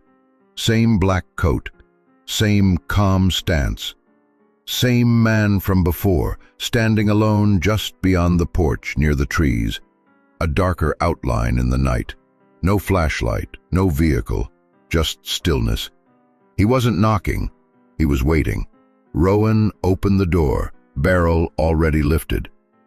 He stepped out onto the porch, boots crunching over crusted snow. Axel rose behind him, but stayed just inside the threshold, shoulders tense, eyes locked forward. "You've got 10 seconds to get off part of the operation." Rowan took a step forward, the shotgun raised square to the man's chest. "You think I won't shoot you?" he asked, eyes sharp, voice cutting through the cold like steel. "You don't know me." The man's eyes glinted in the moonlight. He didn't flinch, didn't move. "Oh, but we do," he said. "We know where you sleep, where she hides, where the girl reads bedtime stories, even where the dog curls when the wind gets loud." He leaned slightly closer, just enough to make Rowan's finger press tighter against the trigger. "You don't know what war looks like anymore, Rowan. You've been living in the ash too long." Rowan didn't speak. He just stared, breathing through his nose, the weight of years burning behind his eyes. "Just consider this a second contact," the man added, smiling like it was a game. "No need for noise, yet." And then he turned, walked away, not hurried, not cautious, just gone, slipping into the tree line like a shadow swallowed whole. Rowan stood there for a long moment, the gun still raised. The world was utterly still. Then Axel stepped out beside him, pressing close like a wall of warmth and warning all at once. The dog's eyes didn't leave the woods. Inside the cabin the fire was rekindled, but the warmth didn't reach Rowan's bones. He sat at the table again, the shotgun resting across his lap, hands motionless. On the table lay the photos from the forest camp, the thermos, a half-drawn map of the surrounding land. "They're escalating," he muttered to himself. "They're making it personal." Mara appeared from the hallway, her arms still cradling Lumen, the baby beginning to fuss softly. She looked at Rowan's face, then the shotgun, and said nothing. Her silence was answer enough. Rowan spent the next 3 hours preparing. He walked the perimeter of the cabin with Axel at his side, whispering to the dog like he used to do on search and rescue deployments. "Tripwire goes here," he murmured, fixing a line to the base of an old pine. "Glass bottles on that branch. If it rattles, we wake." Axel watched him closely, moving when directed, standing guard when Rowan ducked low into the snow to plant a snare or tie wire. Years ago they'd done this in wildfire territory, not for people. Then it had been nature they prepared for. Now it was men pretending to be storms. He reinforced the basement bunker door with a second bar. He checked the backup generator and fueled it. He dug out an old rifle from a rusted locker beneath the porch and loaded it in the dark, his fingers moving by memory alone. By the time the moon had tilted higher into the sky, the property was no longer a home. It was a line drawn. At dawn, Rowan stood by the window with Axel again. His eyes were hollow but clear. A line of ash from the fire streaked his cheek where he'd wiped his face. He held Mara, just nodded once. She understood now what this had become. In her arms, Lumen stirred and blinked, fingers curling toward light. Rowan looked down at Axel. "This time," he whispered, "we hold." And Axel, ever silent, simply sat closer, tail still, eyes watching the trees as the sun broke through the frost-covered sky. The wind had stilled, but Rowan's hands still trembled. It wasn't from the cold. The storm had passed 2 days ago, yet inside him, something relentless still stirred. A quiet current of doubt and pressure, coiled like a fault line under his ribs. He sat alone in the loft, the cabin below hushed, Mara asleep in the corner nook with Lumen pressed to her chest, June softly snoring on the couch, Axel curled like a shadow by the fire. Rowan's laptop blinked slowly to life, powered through an improvised battery link he'd rigged to the generator earlier that day. The signal was barely holding. He only needed it to last 10 minutes, maybe 5. Long enough to open a door that couldn't be closed again. He inserted the flash drive. The folder appeared. Valkyrie. Inside, the photographs Axel led him to. Burnt manifests, redacted names, scanned entries from Derek Nolan's field journal. The friend he'd lost in fire and silence. The ones he never got to mourn. And the last piece, a shot from Rowan's trail cam, capturing the black SUV under moonlight. A blurry silhouette, but enough. Enough to suggest watchers, not just wanderers. He hesitated before clicking send. Once to Mira Shaw. She had been his comrade once, back before both their uniforms had started to feel like costumes sewn with lies. Back when she still carried a badge that meant something, and not a leash handed out by the highest bidder. Now she worked in the shadows, inside a quiet federal pocket beneath the Transportation Bureau. She called it the place where buried cargo speaks. Rowan didn't trust many people, but he trusted Mira enough to gamble this life. He added a single line of text above the encrypted attachment.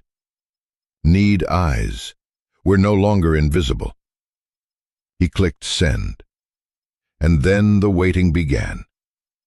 10 minutes passed, then 20. Axel shifted once downstairs. The wood stove popped softly.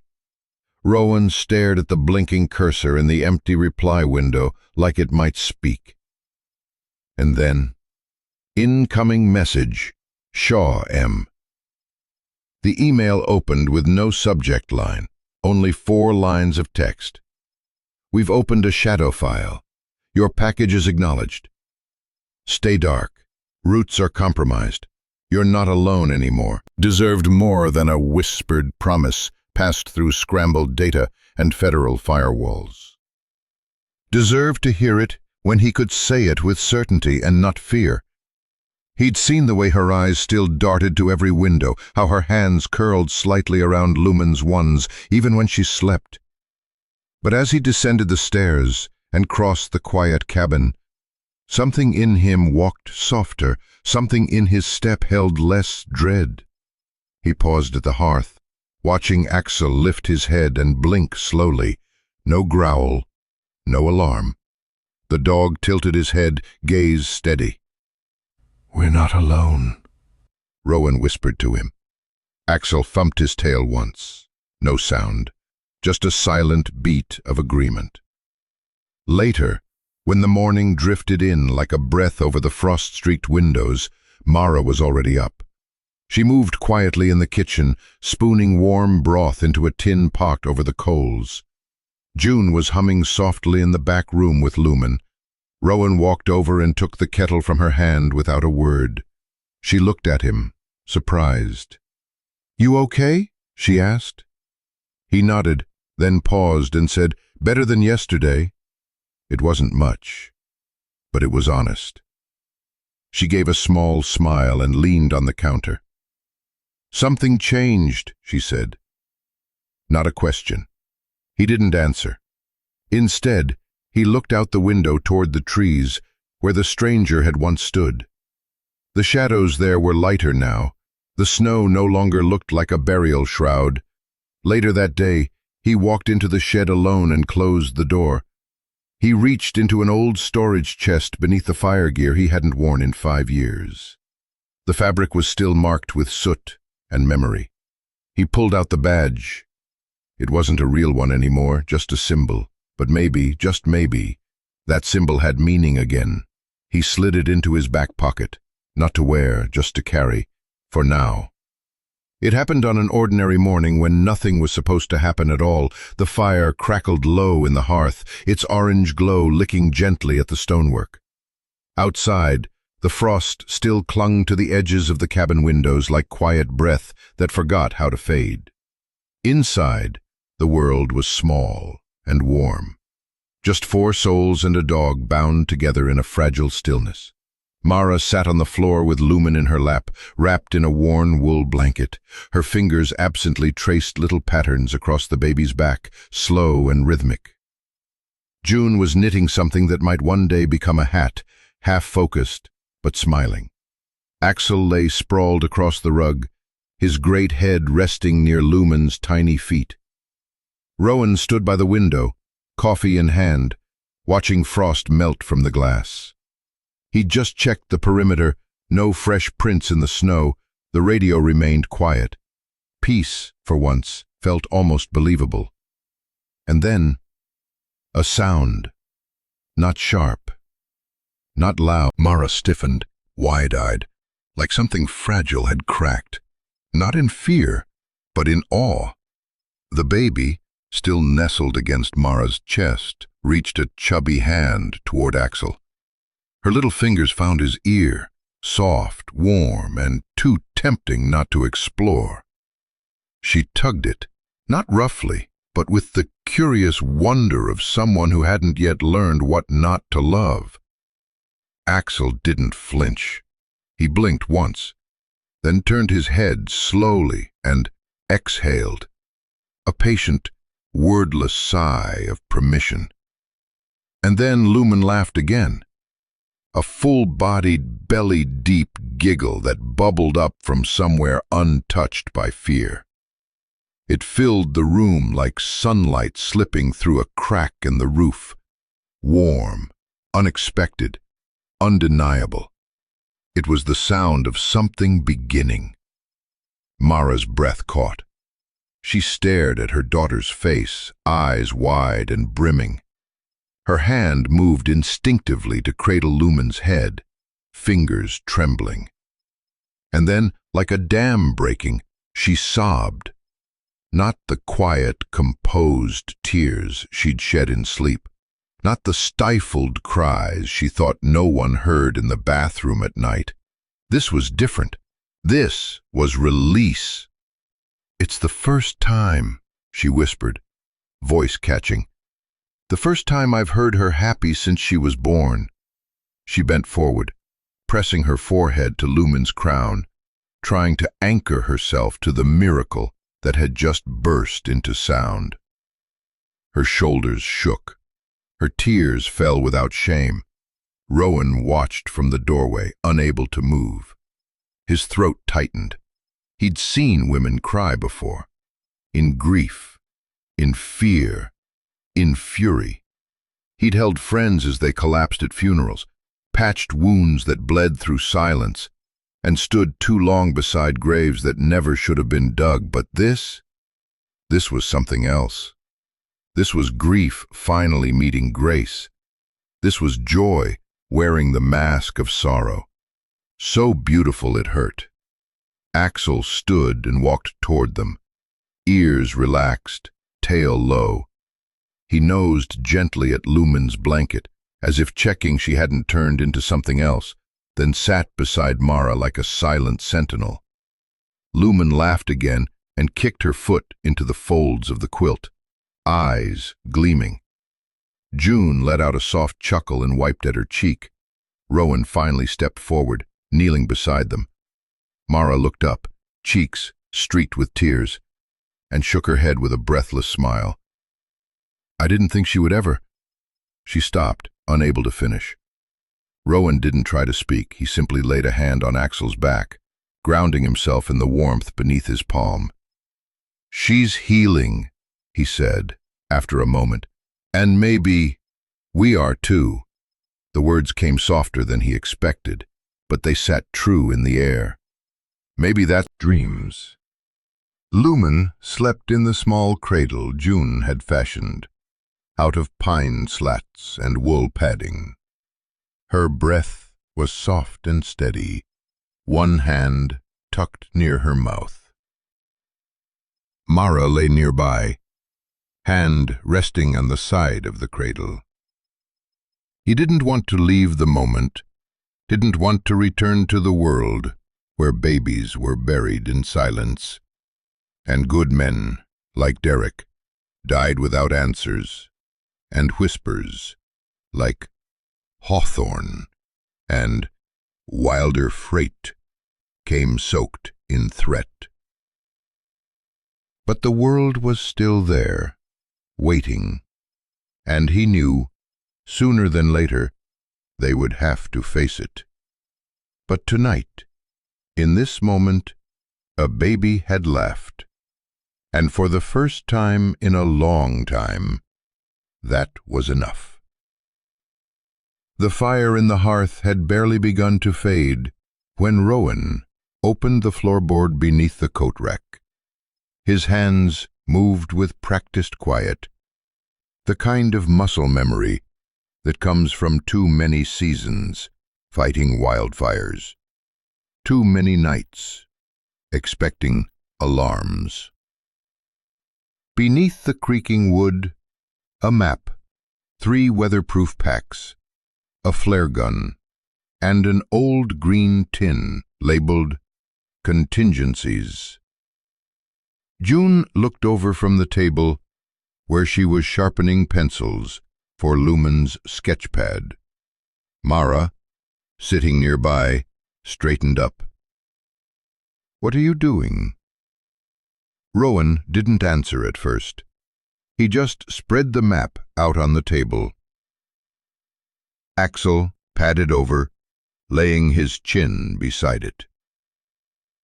"We've had 2 visits already," Rowan said quietly, tapping a mark on the southeast edge. "And someone's been watching the cabin from the timberline. I don't know when it'll happen, but I know something's coming."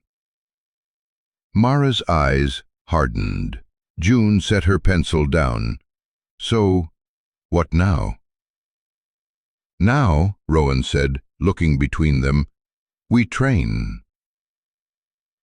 It started that night, after Lumen had been rocked to sleep and the sky folded in on itself with stars. They stepped outside in layers of wool and flannel, the cold wrapping around them like a second skin. Axel trotted ahead, then circled back, tail low and alert. Rowan led them to the edge of the tree line, where the snowpack deepened. There, in the dark, beneath the endless hush of winter, he taught them how to vanish. Not in fear, but in readiness. He showed June how to move soundlessly through snow by walking where Axel stepped first. "Tread where the weight's already fallen," Rowan murmured. "It leaves less." Clara M. Rowan handed it to June. She blinked. "Is this Mom's?" He nodded. "Her Ranger light. She used it in every rescue season." June swallowed hard. The weight of it in her hand felt familiar, in a way that memory couldn't explain. "Why now?" she whispered. "Because you're ready." She didn't speak after that, just clutched the light to her chest like something sacred. Back in the cabin, Mara sat on the floor with a compass in one hand and a flare in the other. She looked up at Rowan. "I'm not a soldier." "You don't have to be," he said softly. "Just be a mother who knows where the exits are." Axel padded to her side and lay down, pressing his shoulder gently against hers. His presence steadied her more than words. Later that night, Rowan found Mara drawing Lumen's route of escape on a napkin. She'd copied the fallback zones, marked shelter trees, even labeled snowdrifts that could be used to mask footprints. He said nothing, but something inside him loosened. By the third night, Axel had chosen his post. No longer sleeping by the door or Rowan's bed, he now lay every night beside Lumen's cradle. His head rested just near the edge, tail wrapped carefully around his paws. He never barked. He didn't need to. Each time Lumen stirred, his ear would twitch. If she whimpered, he would nuzzle the side of her blanket until she stilled again. Guardian, guide, and shadow in one. One night, June peeked in and whispered to Rowan, "He's like a winged dog from a fairy tale." Rowan smiled faintly. "He's better than that. He's real." They kept drilling, quietly, patiently. Rowan built a new exit behind the woodpile. June hid emergency food packets under the kitchen floor. Mara sewed an old ranger emblem into the inside of her coat, not to be seen, just felt, a talisman. No one spoke about the fear anymore. They didn't have to. It had become part of the rhythm, woven into the fabric of the day, like kindling waiting for flame. There was no panic now, just preparation. No desperation, just readiness. Even the snow seemed to shift, less like a threat and more like a silent witness to their resilience.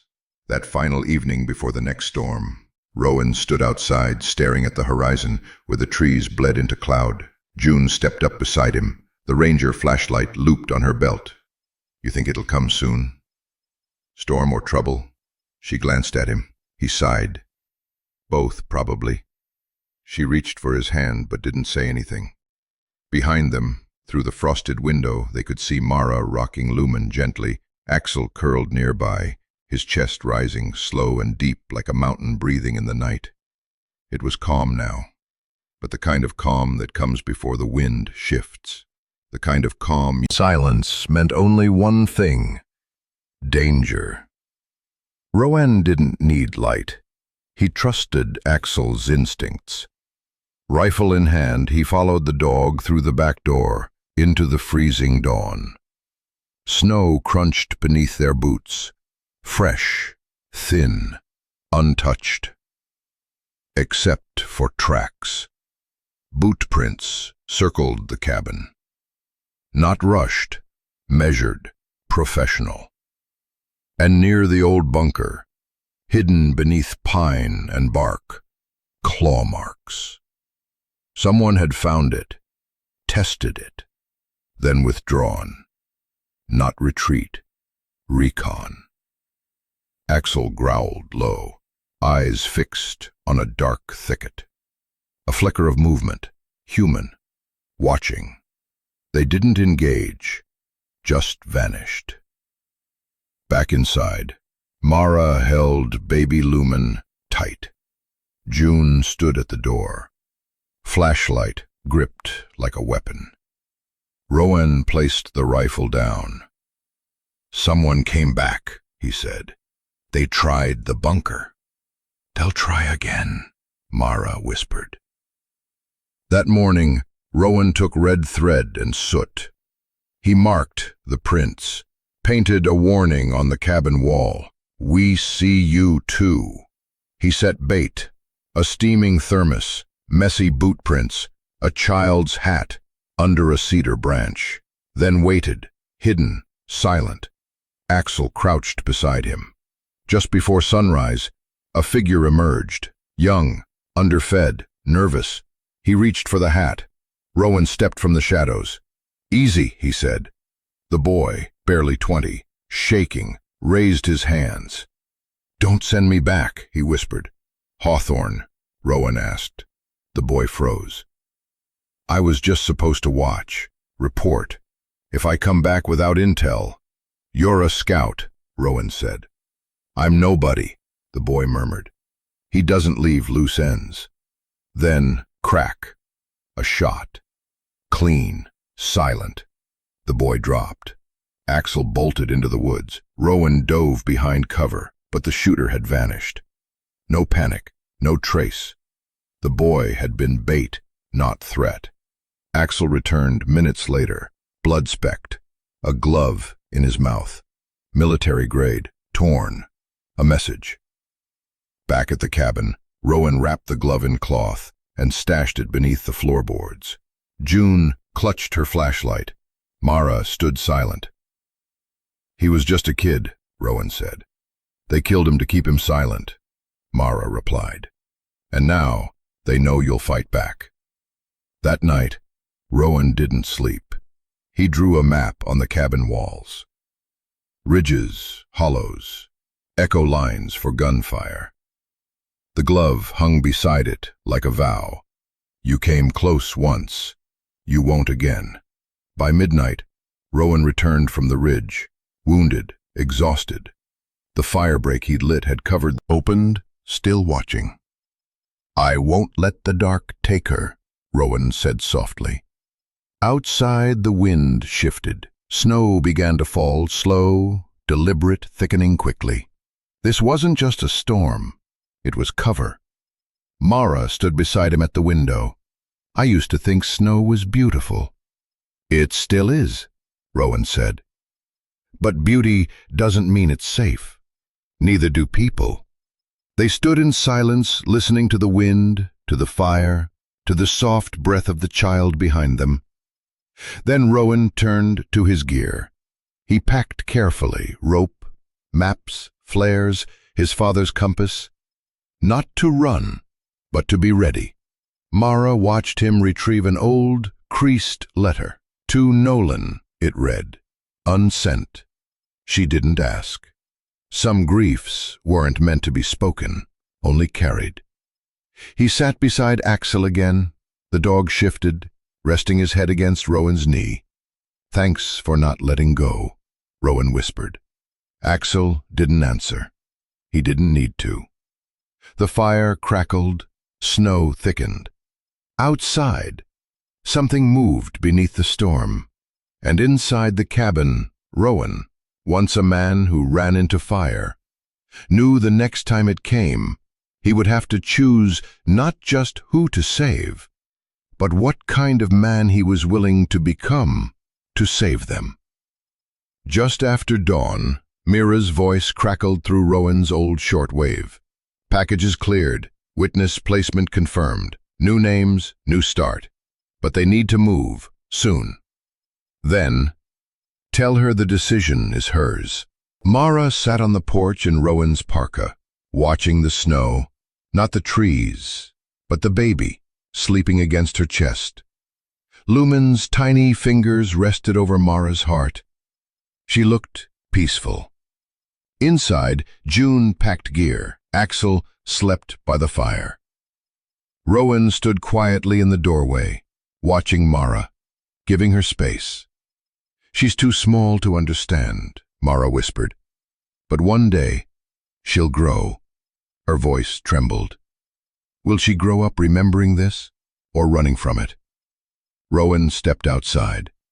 "She'll grow knowing she survived. And that matters." Mara closed her eyes. Too many cracks had formed lately, too many truths that shattered the idea that playing by the rules meant safety. Now she was a mother, and the rules didn't matter, only outcomes. She looked at Lumen. "Do you think she'll remember you?" Rowan didn't flinch. "No, but she'll remember the calm, the way you held her. That's what builds people." "I don't want her to remember fear," Mara whispered. "She won't," he promised. "Not if we end this the right way." Later that morning, Rowan decrypted Mira's file. Bottles, the softest baby blanket. Rowan handed her a carved wooden token, 2 pine trees and a sun. "My father's," he said. "He believed if this stayed near a newborn, wolves wouldn't come close." "Do you believe that?" "I believe in what we give power to." She tucked it into Lumen's sling. At first light, they stood by the tree line. Axel sat beside Rowan, alert. June hugged Mara tightly, whispering something only they heard. Mara approached Rowan last. "You saved us." "No," he said. "You saved her. I just helped." She reached out not for a goodbye, but for connection. If we ever meet again. We will, Rowan said, but it'll be your choice then too. The snowmobile crested the ridge. Owen had arrived. Mara climbed on with Lumen bundled against her chest. They didn't wave. Some goodbyes don't need ceremony, only silence, snow, and the knowledge that not all endings are losses. Some are beginnings. That night, they shared one last supper. Chicken and wild rice soup, bread, tea, gone cold. The fire glowed. Outside, the wind whispered softly through the trees. June sat down beside Mara and gently unfolded a watercolor painting. A baby, wrapped in golden fabric, floated above a snowy clearing. Soft wings behind her, bare trees below. At the bottom, You flew into our life. Mara's breath caught. Lumen giggled once, reaching for the colors. She changed the air here, June whispered. like light through a dirty window. Nobody said goodbye out loud. They ate slowly. Axel thumped his tail now and then, as if keeping time. Rowan stayed by the doorway, silent but present. Morning came again. The van arrived quietly. No lights, no markings. Darla stepped out. Ranger coat, no greetings, just a soft, Snow will cover your tracks in 20 minutes. That's good. Inside, Mara zipped Lumen in one last time. June stood at the door, red-cheeked, clutching the folded painting. Axel hadn't moved from the threshold since dawn. Mara turned to Rowan. I don't know how to thank you. He shook his head. Don't. Just live better than they wanted you to. That's all the thank you I need. He stepped forward, brushing a thread from Lumen's cap. She blinked at him, gurgled softly. He smiled. She already knows. Darla gave a gentle nod. If we leave now, we make the ferry before the pass closes. Mara stepped out. Axel moved aside, just barely. Returned did Axel lower his head. Still seated, still staring. Rowan joined him, shoulder to shoulder, no words. They stood that way until the wind swallowed everything, even memory. It had snowed again the night before, but the earth beneath the birch grove was softening, just enough to dig. Rowan worked quietly, each lift of soil steaming faintly in the cold. Behind him, June held a young pine, its roots wrapped in burlap and a damp towel. No taller than her shoulder, it looked fragile, but it was the kind that bends without breaking. The kind you plant when hope is all you have left. They had chosen the spot together, just past the eastern slope where the frost broke early. June had said it felt awake there. Rowan hadn't argued. He knelt, cleared the hole. June lowered the sapling gently. I want to name her Bright, she said. She didn't explain, she didn't need to. Bright, because there'd been too much dark. Bright, because something should grow here. Bright, because not all endings have to be quiet. Rowan packed the earth gently. June poured water from a tin pail, steam curling like breath. Then she pulled a small stone from her pocket, hand-burnished simple script. For those who ran and those who caught them.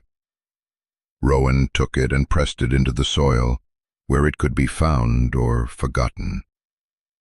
Axel approached quietly, no vest, just the collar June had given him, navy with stitched pine trees and gold wings.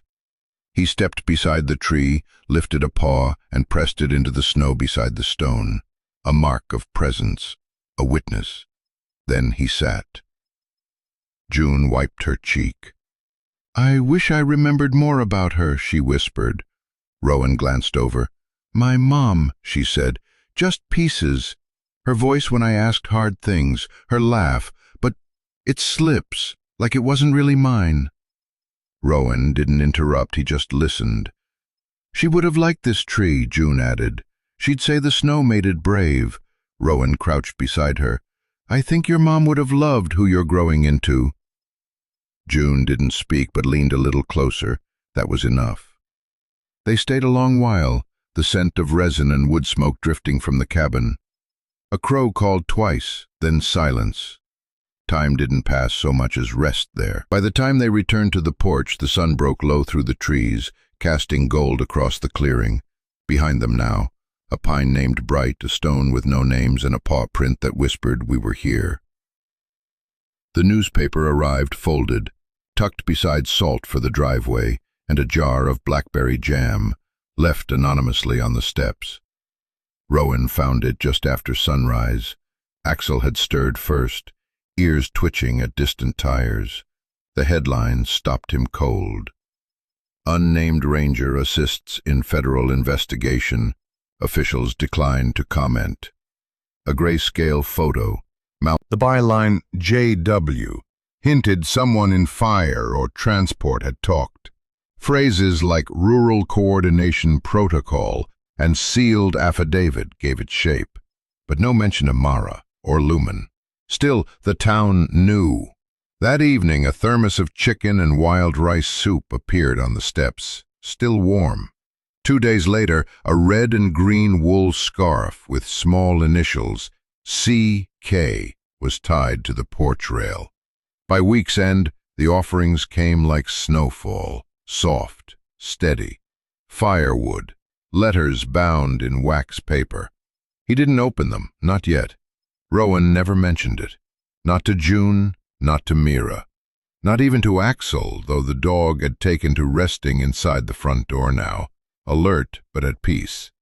Like he knew the worst had passed. Like he'd earned rest.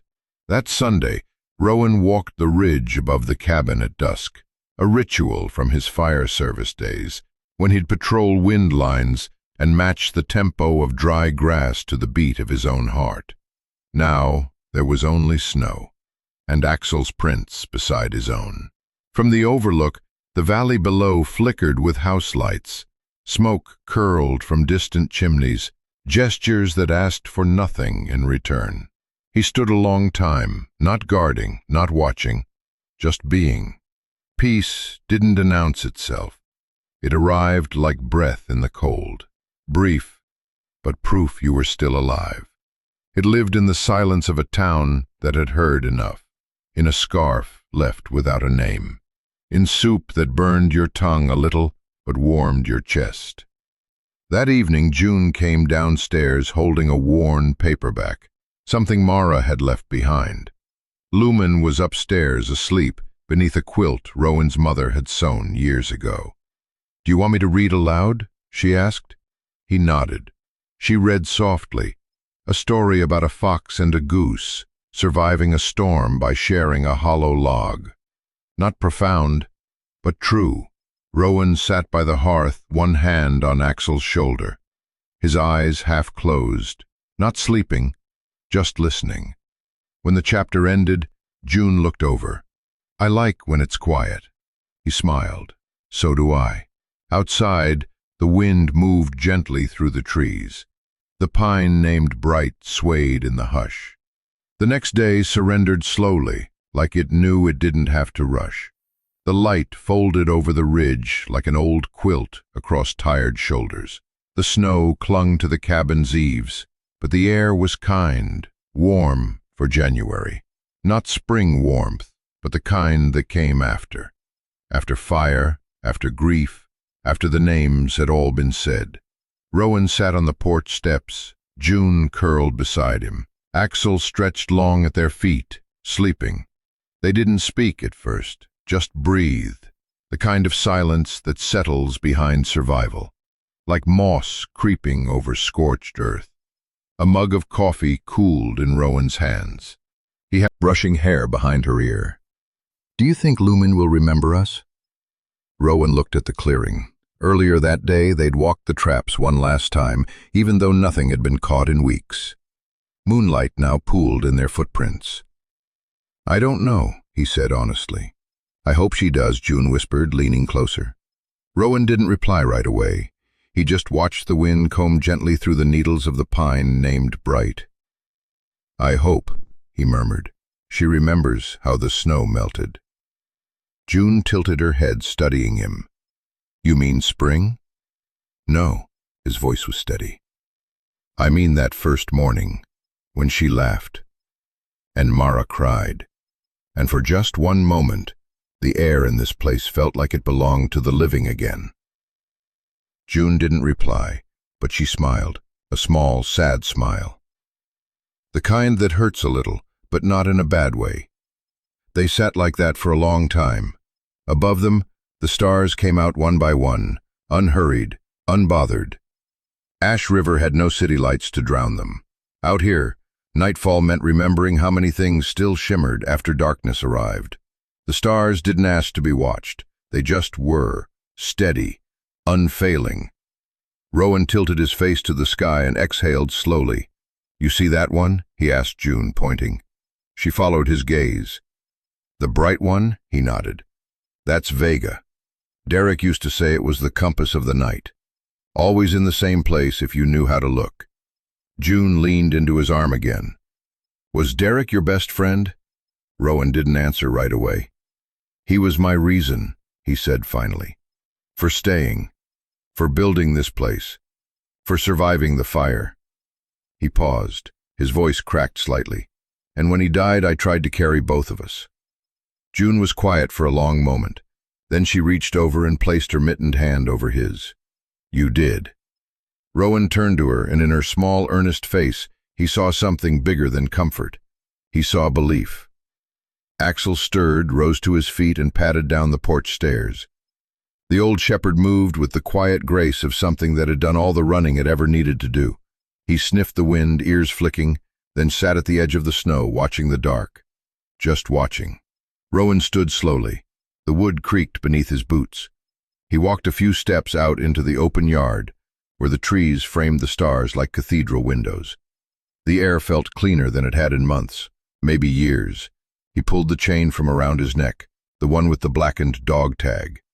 The edges were worn smooth from all the times he'd gripped it like a tether in the middle of panic, like an anchor during nights when he wasn't sure he deserved another day. He didn't kiss it, didn't press it to his heart, just looked at it. "Derek," he whispered, "we did it." And then, softly, "You can rest now." The wind moved through the trees, not as warning, as blessing. Behind him, June had dozed off against Axel's side, her small boots crossed neatly in front of her. The dog didn't move, just let her stay there, safe, unbothered, and held by the quiet. Rowan looked up one last time.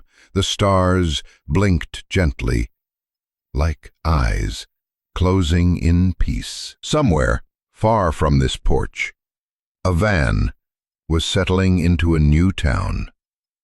A baby with golden hair was learning how to laugh without fear, and a woman was whispering bedtime stories in a voice that no longer shook.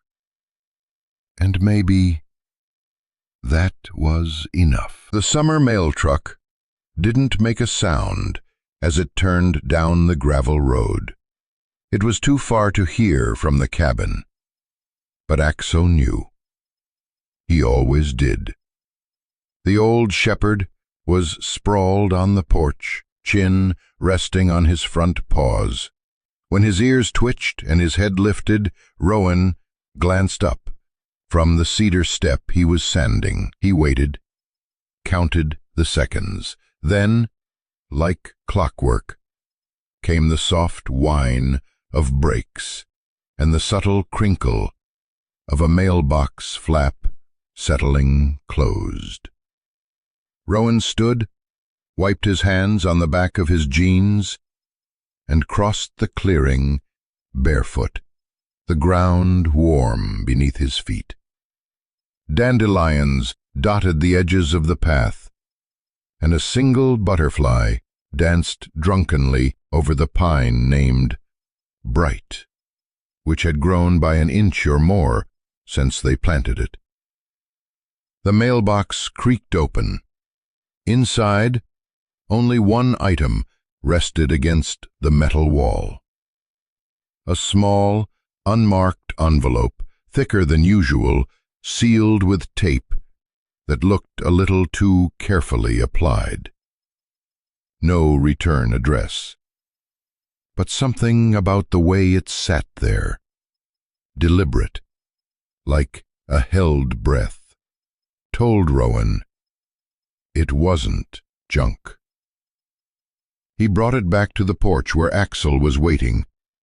The dog sniffed the envelope once, then simply looked up at Rowan, tail thudding softly once against the wood. "Yeah," Rowan muttered, dropping into the old rocking chair. "Me too." He slit the top carefully with his pocket knife. No letter inside. Just a folded sheet of construction paper. A child's drawing in purple crayon, filling the front. It took his breath for a moment. A tiny handprint, purple and imperfect, fingers stubby and smudged. Beneath it, scrawled in what was clearly June's handwriting, but traced over in Lumen's uneven "She's shining." Later, Rowan would place the drawing in a frame, an old one he found in the ranger shed that still smelled faintly of pine tar and dust. He'd set it above the hearth, just beside the map, where they'd once tracked every unknown boot print. The map had no pins now, just the drawing. The cabin was quieter these days, not hollow, just softer. The walls no longer held echoes of fear. Instead, they carried memories like warm beams, June's giggles bouncing off the stone, Mara's voice humming in the kitchen, Lumen's first real laugh in the morning light. They had gone, moved on to safety, to new names and new places, but they hadn't disappeared. And somehow, in that truth, Rowan found peace. He stood from the porch and walked to the edge of the clearing. The pine tree stood tall, its roots deepening by the day. A small wooden sign still rested at its base, half buried by grass and time. For those who ran and those who caught them. Rowan knelt and placed the handprint drawing at the foot of the tree for a moment, just long enough for the wind to read it. Then gently, he pressed it to his chest and closed his eyes. The breeze moved through the branches above, rustling the needles with a hush that felt almost like a whisper. He thought of Derek, thought of that final whisper on the porch, "We did it." And now, maybe this was the reply. He turned back to the porch, Axel at his side. They didn't need words. The snow was gone. The woods were green again. The danger had receded into shadow. And though Rowan knew the world hadn't changed completely, knew there were still people who vanished and those who hunted them, he also knew something else.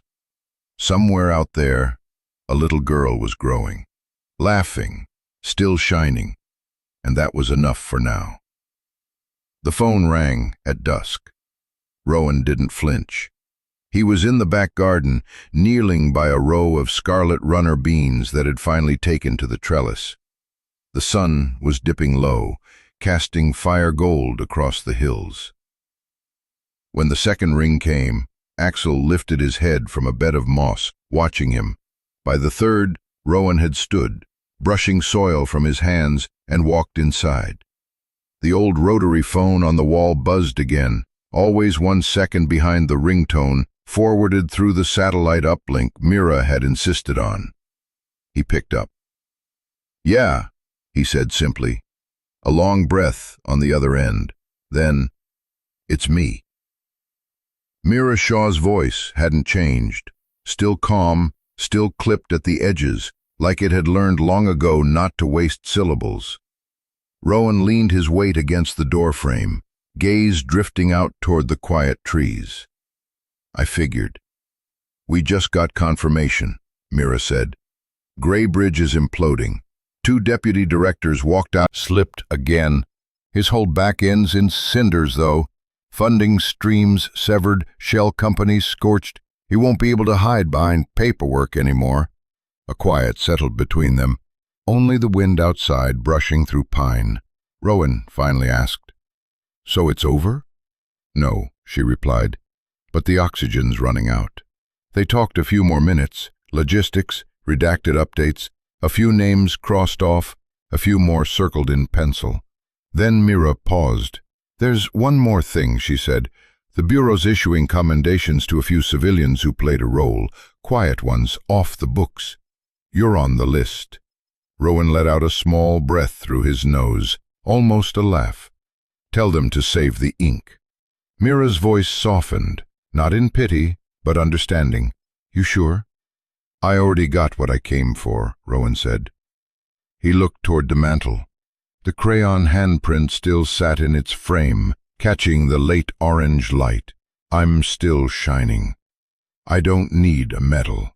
That night, Rowan lit a fire in the hearth, not because it was cold, but because the crackling felt alive. Axel lay curled nearby, paws twitching in sleep. The radio murmured faint bluegrass from a station 2 counties over, and the wind ticked softly at the windows. He sipped coffee, black, quiet. Mira was right. Hawthorne wasn't in a cell. Not yet. Maybe not ever. Men like him didn't always leave fingerprints, just wreckage and shadows and names scratched off ledgers. But this time the fire hadn't won. A few weeks ago, Rowan found an old Ranger photo of himself and Derek, back when they both had clearer eyes and fewer scars. They stood in front of a fire line, grinning like idiots, soot on their cheeks, arms slung over each other's shoulders. On the back, Derek had scrawled in faded ink, "Some fires burn out, some burn through. Just don't let them hollow you." Rowan had tucked it into the back of the map cabinet, not to forget it, but to remember when he needed to, like now. Outside, the wind picked up. He stepped onto the porch, mug in hand, and looked toward the woods. The stars were beginning to prick through the fading lavender sky. The pine named Bright stood taller now. June had hung a strand of small tin bells on its lowest branch, so it always sang a little when the wind passed. Rowan closed his eyes. Maybe they would never find Hawthorne. Maybe justice, the way people imagined it, would stay elusive. But for the first time in a long time, the man who'd once walked alone into fire understood what it meant to choose something beyond survival. He'd helped a child live, helped a woman reclaim her name, buried the ghosts that had burned his best friend, and somehow, in the quiet ash of it all, something new had taken root. Tomorrow, he'd hike the northern ridge and check the old cameras. June had asked if she could tag along. She wanted to draw the wild flag. Thinking, which felt like progress. Maybe this was how it began, the new thing, not loud, not dramatic, but steady. He turned back toward the cabin. Behind him, the tree bells whispered. In front of him, Axel stirred, blinking up from his bed as if to say, "We're not done, but we're home." Rowan took one last sip of coffee. "No," he murmured, "fires don't win." The forest trail was still damp with meltwater, but the sun was already beginning to slip gold between the pines. Rowan walked first, boots steady on the soft earth. Axel trotted just ahead, nose low to the ground, tail a slow, contented sway. And June, hood pulled back, mittens dangling from her sleeves, kept pace beside Rowan, eyes scanning the brush for the first signs of spring. They hadn't planned the walk, it just happened. One of those mornings when the body rises without permission and the air outside smells like something is waiting to bloom. Rowan had opened the cabin door and found a hush so pure it asked to be listened to. So they followed it. Snow still clung in the deepest creases of the woods, tucked under logs, huddled at the bases of trees. But between those white shadows, the thaw had begun its quiet work, and then they saw them. Tiny white blossoms nodding just above the earth, snowdrops, dozens of them, scattered like fallen stars along the trail. June knelt, breath-catching. "They weren't here last year," she whispered. Rowan crouched beside her. The ground smelled of moss and memory. Axel sniffed the air once, then sat, his quiet way of saying, "This matters." "Maybe they were just waiting," Rowan said. "For her," June added, voice low, "for Lumen."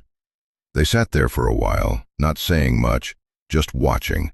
The snowdrops were so fragile, petals thin as breath, bending under their own softness, and yet they stood. Even after the storms, even after fire seasons and frostbite nights and long silences broken only by grief, they stood. And something in Rowan's chest softened with that thought. "Do you think she'll remember any of this?" June asked after a while. "The cabin? Axel? That pine tree we planted?" Rowan looked out through the trees. The trail curved ahead, sun glinting off patches of frost, like shards of old glass.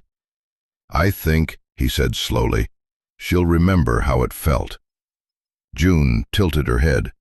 Warmth, safety, her mother's laughter in the kitchen, the way Axel laid by her crib, the scent of wood smoke, how the snow melted, not all at once, but slowly, like a kindness. She looked at him with the kind of silence that had nothing to do with not knowing what to say, just the kind that knew enough had already been said. Rowan stood, offering his hand. She took it. The walk continued in soft steps, not rushed. Had once come alone after Derek's death. The same stretch he used to patrol with tired boots and heavier thoughts. Now he stood there with a child's drawing folded in his coat pocket, a dog at his heel, and a girl beside him who had survived more than most adults he'd ever known. He turned his face to the sun. Sometimes he'd learned the miracle wasn't escaping the fire. It wasn't the dramatic rescue or the punishment of the ones who caused it. It wasn't even justice, not always. Sometimes the miracle was quieter than that.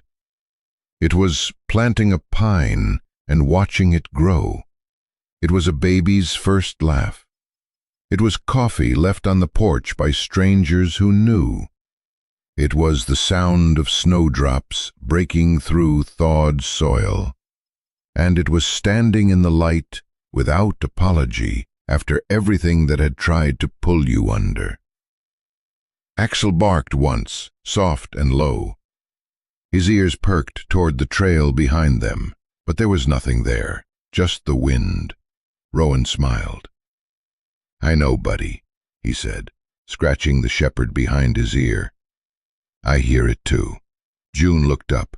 "Hear what?" Rowan didn't answer right away. Then he said, "The quiet that comes after a storm, when you realize it's not gone, it's just behind you." June looked down the ridge, then back at him. "Do you think they're okay?" "Mara?" Rowan asked. June nodded. "I think they're living," he said, "and that's more than okay." The sun had fully crested now, turning the frost gold. They stood there a little longer, letting the warmth find them. When they finally turned back toward the cabin, Rowan glanced over his shoulder one last time. The snowdrops swayed gently in the wind, not breaking, just bending. He exhaled, long and steady, and whispered, as if to the trees themselves, "We carried her forward." Sometimes it's not the words we remember, but the way a dog looked at us in the quiet, like we were the only thing that ever mattered. German shepherds have a way of doing that. Loyal to the bone, brave without needing applause. They walk beside us through storms we don't always speak of. And when the world grows heavy, they remind us what unconditional love really means. If today's story stirred something in you, maybe a memory, maybe a wish, you're not alone. There's a beautiful resource I came across that helps deepen the bond between people and their dogs. Not just in training, but in trust. I'll leave the link below in case it feels right for you. No pressure, just something that meant a lot to me. And might mean something to you too. Thank you for being here, for listening with your heart. And if you've got a four-legged